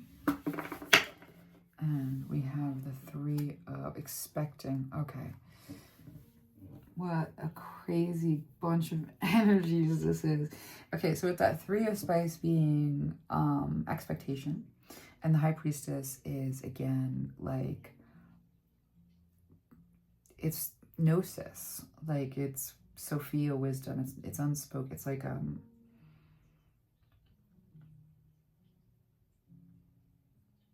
okay. Oh, okay. All right. So I think, you know, there's something here that's not being said that you expect to have to speak to or have to deal with in some way or another. Ace of Planets, the Empress, and the Death card. But this is your mission.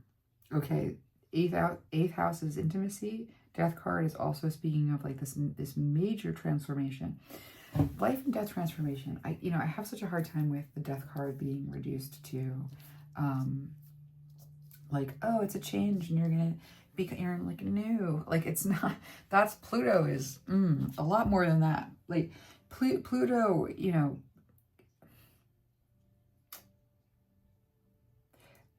okay, how do I get into this properly? This is a very guarded space that you have here. Your giving is like empowered by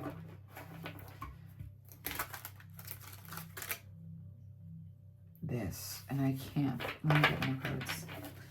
Very rarely do I end up reading energies that are this like restrictive in what it means for them to openly express.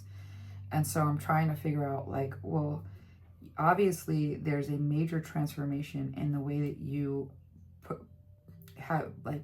present yourself here that you're afraid of. Like, okay, kind of see it.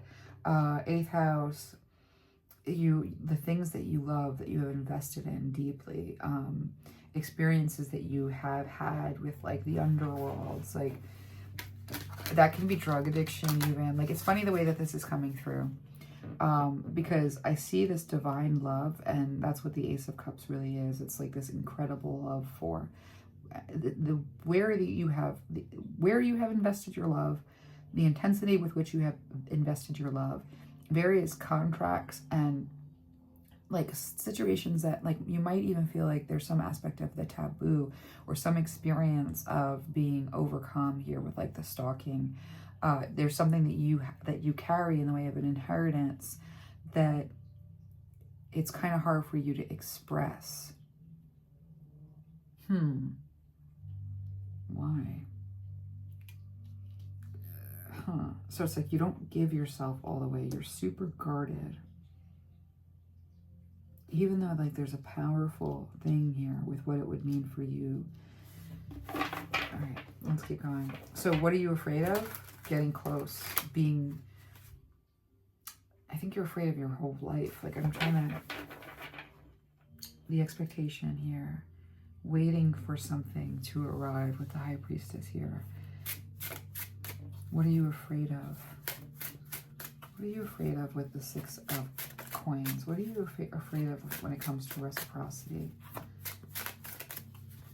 When it comes to giving generously, what are you fearing?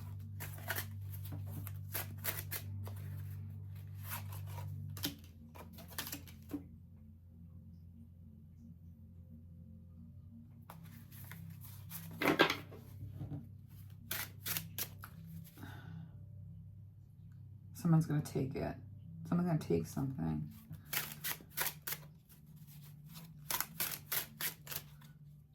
You're easy. Oh. Okay. I want to tell you right off the bat, pile number 3, like, there's no secret that you're giving away that you can, like, you're holding a secret. I kind of feel like you're holding a secret. And the reason why I feel like you're protecting something here, protecting experience, protecting, you know, in some ways, like, this can be the thing that you are, like, so imagine if you are deeply in like invested and your purpose is like married with like crocheting, as I'm seeing a crocheting, you know, and for some reason you don't want anything to sully that ground, right? Like there's something here about this level of protection that operates almost like a mask, hiding something of great value, limits that you are putting on how things can get out of hand with the Uranus and the Wisdom. It's like you're aware of this wild card. And I'm having such a hard time with your reading because it's almost like it's like people keep things close to their chest, and I feel like the energetic equivalent to me being like, hey, let me see, and like this person's like, no, and I'm like, well, you know, how much can we get done here, you know, with this pile, if the fear of having anyone approach whatever the value of what you truly have to give is. Because I feel like you are protecting something incredibly valuable that you have skills around, that you have capacity around, that you understand the tools. But there's there's power in what it would mean for you to offer this.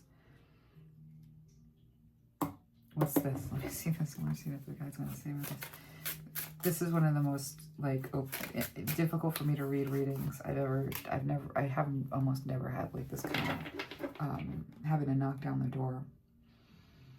Yes, value. Oh my God, 10 of Pentacles. Okay, so 10 of Pentacles, but you know, again, this deck is like very subjective because it doesn't have the designations. The Ace of Water. This some divine love. That is like there's some divine love. Okay, another good example of what that is like having trouble sharing your faith because it's too crazy, and even though it's valuable, like you don't want it, or having some beautiful deep thing to speak about here. I'm feeling my throat act up, like it's such a strange thing. I'm like, spit it out. Like, what is it? But energetically I'm getting such a this might be like just hard for you. There's so much value in what this communication would bring. But I get the sense that there's maybe some deep shame. Tower. about where you come from.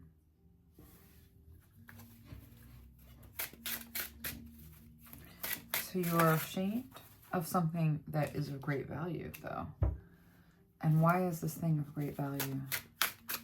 Almost like you have this incredible thing to offer, like truly, in the way of like, I don't know what it is, because it's an empowering thing where you could get a lot for it, and you have some skills around this, but you're holding it down, and what you are offering is like something much less. It's like you're toiling to offer less than what you have to offer, because you're trying to protect some bigger picture here around what you know has great value, but it's complicated. There seems to be some aspect of shame, because Pluto in the 5th house tells me there's some sort of performance there needs to be a transformation around. And I think that performance must be very powerful. You must have it's almost like a possession. I mean, like, that's the best way that I could explain it. And so let me take a look, because the Ace of Pentacles, you have an incredible path that is meant for you. That's your journey. Nobody can take it from you. The Empress, you seem to be pregnant with some sort of potential. The Death card for a transformation that needs to happen. So like you're pregnant with a potential. And so something that is like living in the confined space of the womb has to, through a birthing process, be brought into the great wide open. But in order to do that, you guys are saying it's less serious, like, you know, have a little bit of humor. But in order to do that, whatever it is currently, the current container for you is confining, and it's not enough. But at the same time, you're afraid of stepping out of it. Hierophant. That structure, Saturn. Oh, here, I felt something flip and then I couldn't find it. And I think it's this one, right? No, this one, yeah. With the Sun card. The clarity here in terms of taking action. The Hierophant is these structures, these institutions, these situations that you have had, these limitations that you have faced. You can bring a revolution through your voice here, but man, are you protecting it? I wonder why. Well, you're terrified. Why are you terrified? Yeah, let me find that out. Because I get with the 8th house, the 8th house can be secrets, like, and I feel that very powerfully with you. But it's like such a tightly kept secret that I'm like, I can't see it. What is this? Like, so what are you so afraid of? Because it's something with the Ace of Cards, something that the divine, like, there's divine love involved in whatever that is. With the 8 of Swords. Pile number 3. The Moon. Could you make it more opaque? You're holding these coins as, you know, four of coins, like just holding on this it's like you're holding on to something that's not enough and is insufficient, and it's like no, right? Like, it's not going to be enough. It's like tyrannical, holding yourself manually together around this. What are you afraid to speak about? Tell me what you're afraid to say here. Or what are you afraid to communicate? Because I'm trying to understand your mask that has to transform. You have to give birth to a version of yourself that is not in any way a performance. So what the hell does that mean? Because it's good with the 9 of coins. It's great. Sometimes we have to tell a humiliating story. I think about this a lot, actually. All of these piles are hitting me a little bit because I stopped taking myself out of the readings completely, just because I didn't like the power dynamic. I don't like, you know, energetically, I'm not going to tell you, you know what I mean? And I'm over here. Like, if we're sharing the experience, it feels like spiritually safer, you know? So I'm not a part of every single reading, but like, I don't specifically remove myself anymore for ethical reasons. That said, collective messages, like, you know, who cares? You know what I mean? Like, but because like the collective message does reach the needs of the collective, because it's a school of fish swimming together. And we're all in the same movement with different stories. So, you know, what it means for you, because I have, you know, like I can sympathize that there is something here with the Star card and your destiny. Something here with that Nine of Pentacles, like that will establish you, and that Ten of Pentacles. And it feels like it has to be a breaking point because you are, I don't think like there's some secret thing. It's almost like your greater story is how you got the skills, not putting those skills on display. Or the skills on display are only effective in relationship to like what brought them about. Because there's some deception.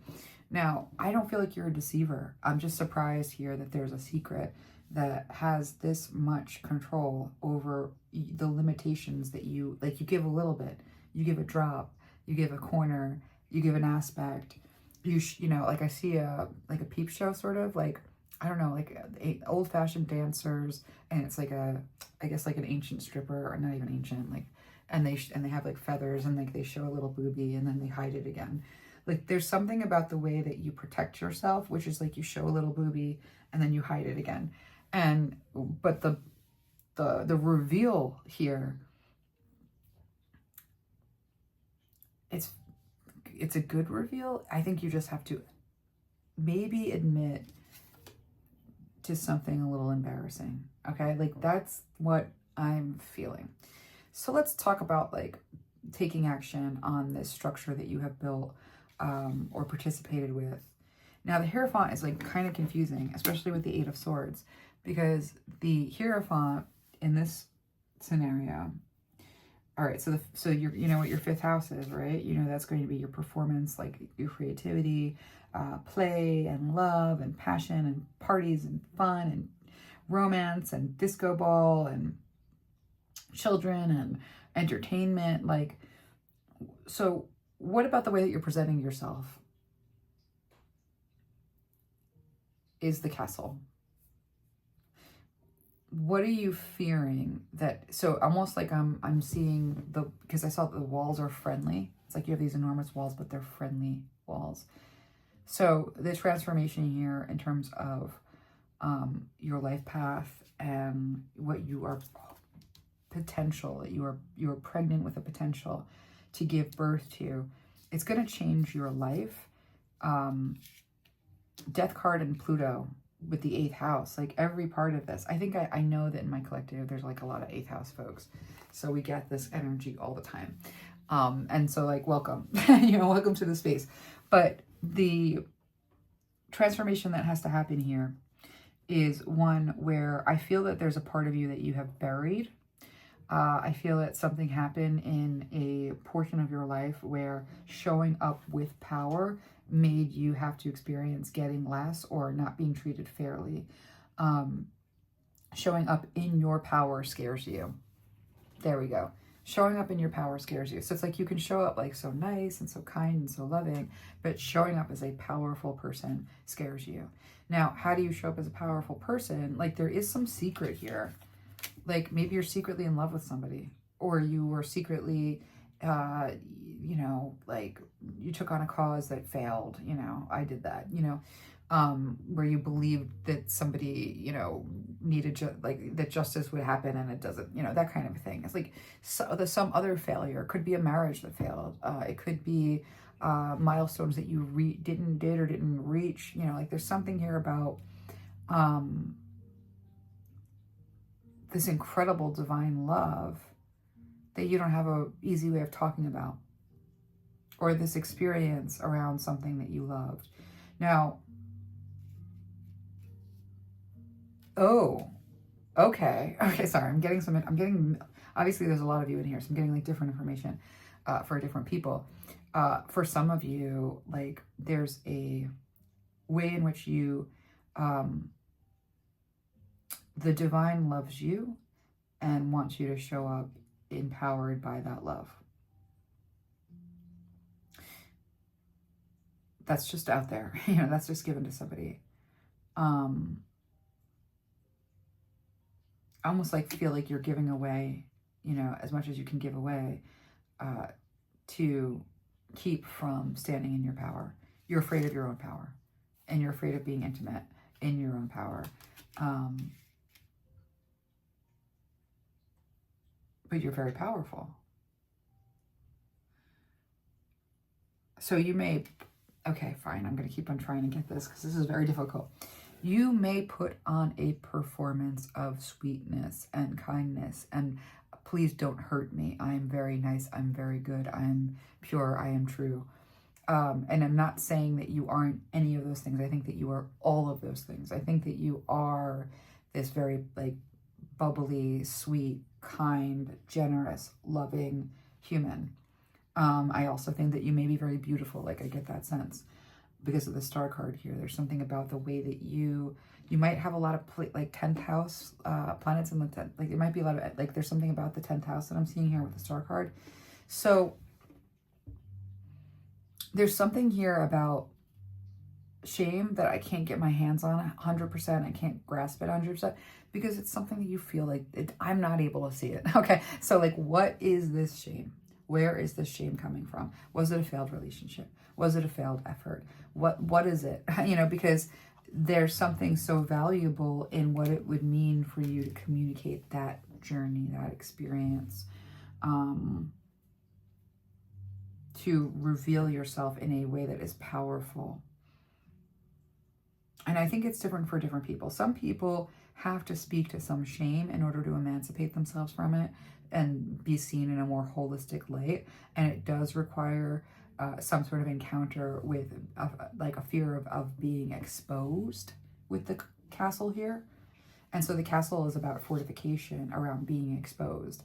So what kind of power can we step into when you are no longer afraid of being exposed because you have in some way found like a way to speak to like, because I feel like the performance is like I'm a perfect person, and if you're able to say like no, I'm definitely not, I'm just a regular person and I'm empowered to communicate, you know, from this place of wisdom and this learning and the da da da da da da da, it's like not something to be ashamed of. Like that can be this transformation, but for others, like there's something here like this, the most confusing part about whatever this is the potential that it gives you for breakthrough and establishment, but also like, why is the Hierophant here with taking action? That is the most confusing thing that like I am picking up on, because I think the star card speaks to the outcome. Should you, what? Okay, let me get more cards. Right? Because the Three of Spikes is like an expectation. Your ship's coming in. The High Priestess is something unspoken. The Eight of Swords, what is not spoken, is also binding you in one way or another. It's keeping you from total freedom of expression with Saturn over that Uranus, that breakthrough. It's actually affecting your capacity for breakthrough. And so it's phobic level fear. I want to see what this Hierophant is. Show me what this Hierophant is. What is the love story here? Like, what is it? Because I don't know. So why is it a secret? Do you even think of it as a love story? It might not be. It might be something else. Maybe it was obsession. Maybe it was somebody else's obsession.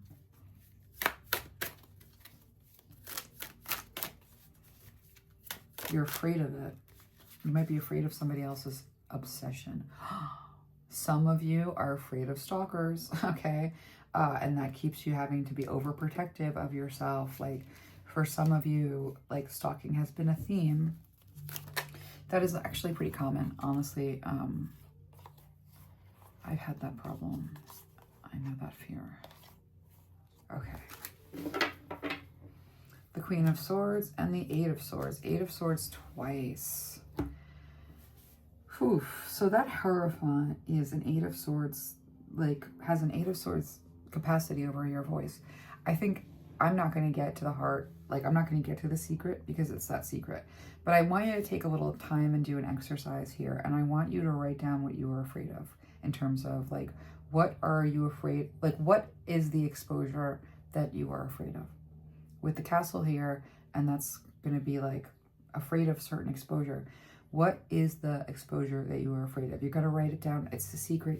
Nobody's asking you to tell me right now. You're going to tell yourself. You're going to say it to yourself that there's something that you are afraid of being exposed for, related to like your voice and freeing your voice. Like what are you afraid is going to be this exposure? Because there's an opportunity in it.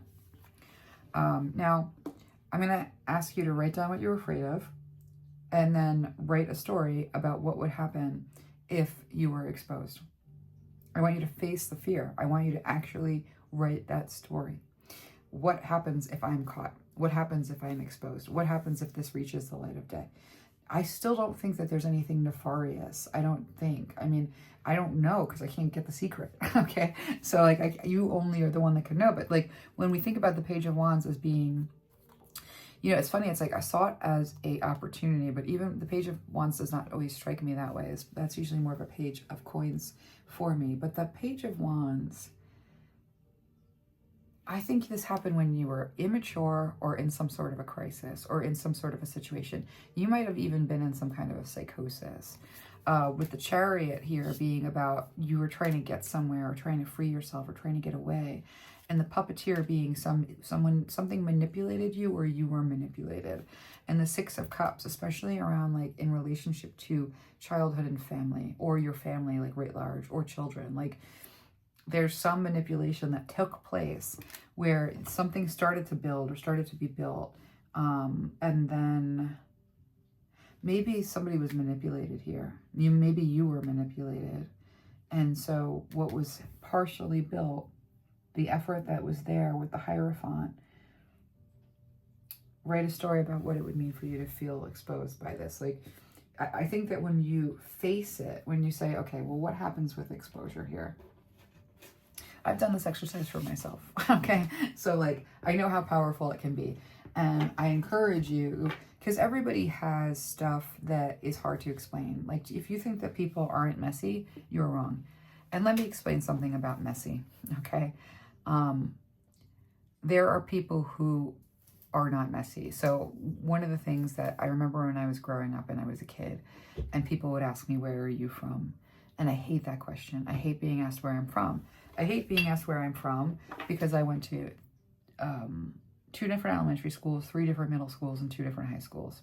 And so those were all moves that my mom made because she just did. There was no reason. We weren't in the military. And I'm bringing this up because whenever somebody would ask me, where are you from? It was a nightmare because it was too messy. It was too complicated. I can't answer that question. I can't possibly answer that question. You know, if I say that I'm from this area, that's not really true to the fact that I was from that area. And if I say that I'm from that area, it's not really true to the fact that I also was in that area.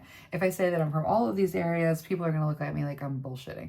Like, it doesn't make sense. They don't have an easy way of, like, understanding that. So this is what I think is going on for you, is that, like, there's something about your experience that is super messy, and you feel like other people aren't going to understand. Now, let me tell you about that, because I think that's important for you to play with.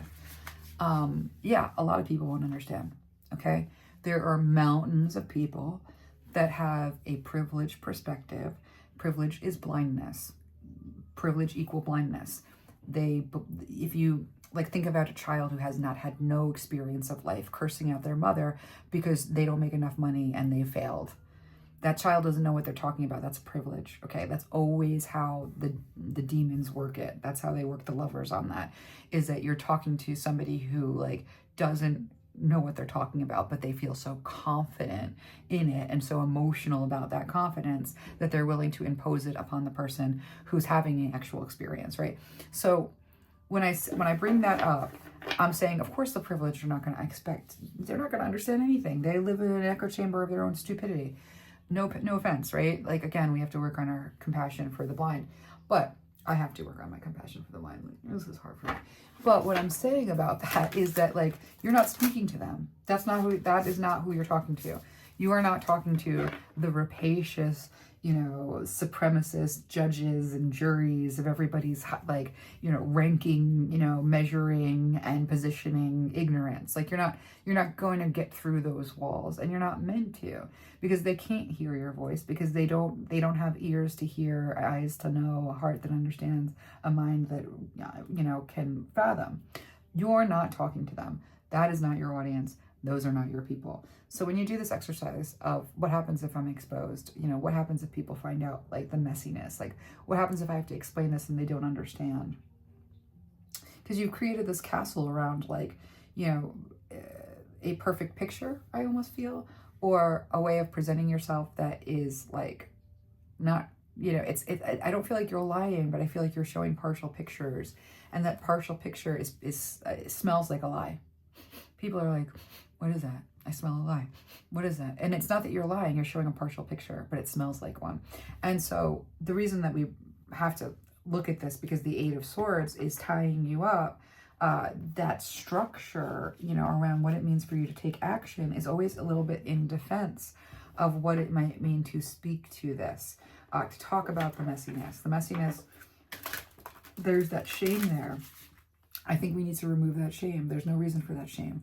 Who's going to shame you? The blind. Let them. Let the blind shame. That's what they do for a living. That's what they do when they get up in the morning and when they go to sleep, is they shame those that they feel are less than them or that they're better than. And that's how they actually find value and purpose in life, is through that measuring system. And then they think about how elevated they are in competition with somebody who, is tired during the day because they don't understand they're blind, and they don't realize that person has cancer, or that person has, like lived through a war. And so they're like, oh, so-and-so just doesn't put in the effort. Blindness. Hello. Okay. You cannot worry about those people. They live in a false echo chamber of their own egos, and they will have to face the music eventually. Not now. You are going to set yourself free.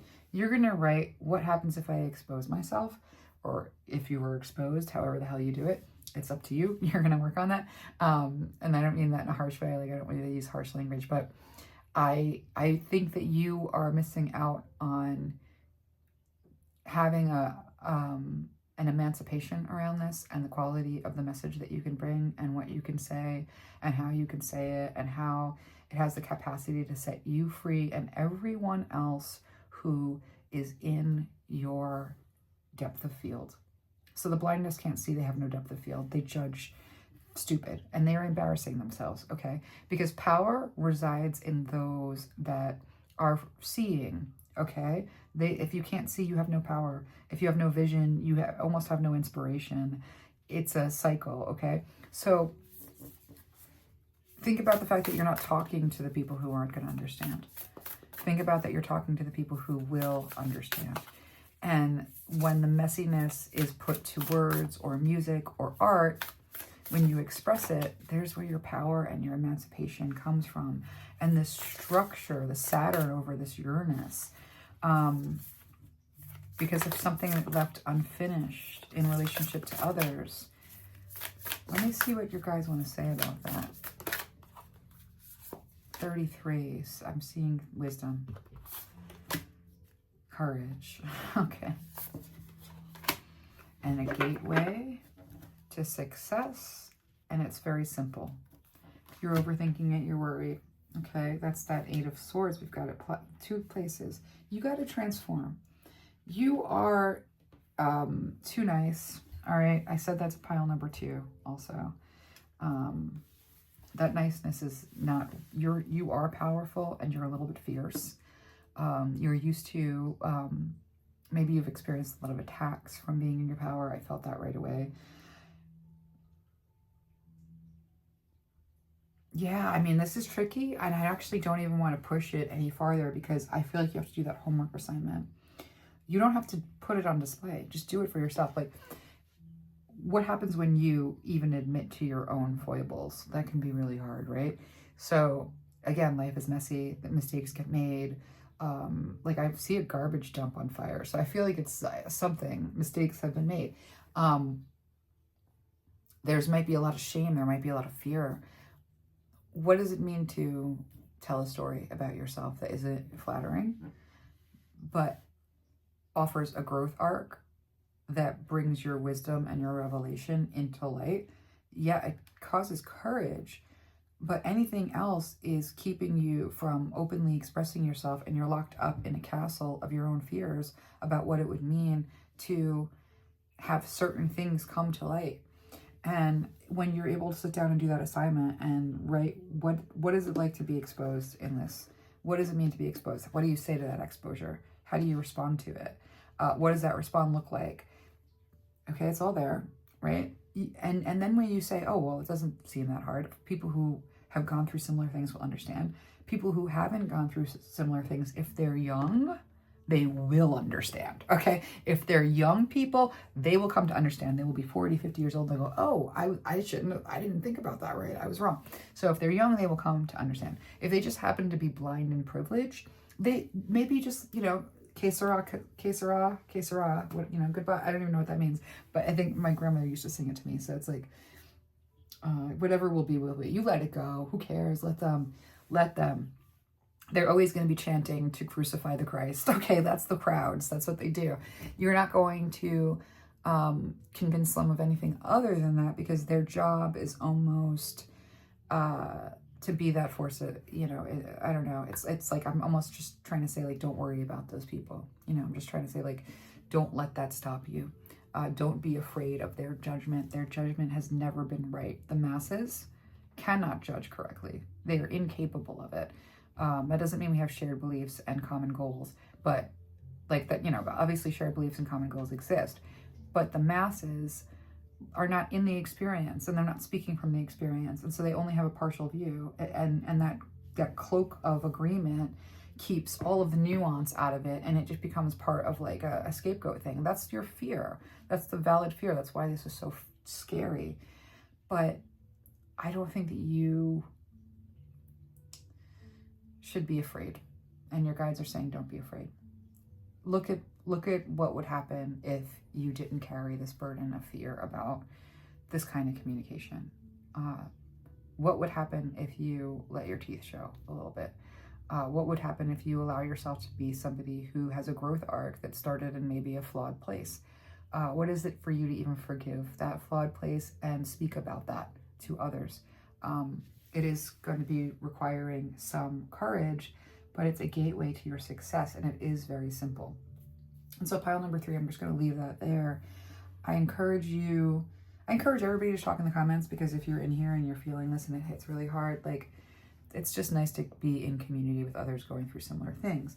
And also, listen, drop a like and a follow, because like I fight with this algorithmic problem of being not in a category that's easy to categorize, but also everyone consuming tarot, like most of the people who are in the tarot community, like I feel that the people who consume readings are also aspiring readers a lot of the times, not always, okay, but it's just a weird, my guys are always telling me to like, that it's a problem sort of around my, so I'm not going to bring myself into it, but like and follow if you dare, if you're willing, because I do have real barriers to getting my messaging out.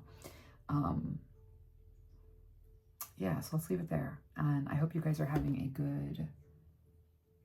good time. Like I know that this is weird astro weather, and I know that this topic is a little bit difficult, but there's such a powerful thing that you can do with facing this fear. And it's not about exposing yourself. It's about allowing yourself to go through that practice of feeling what that would feel like, so it doesn't hold you as a fear, so that whatever happens, you're like, I don't care, I'm not afraid, because you've already done the mental processing.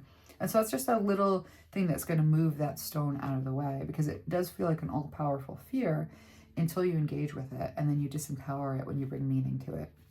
And so that's your advice, pile number 3. I'm going to leave it there.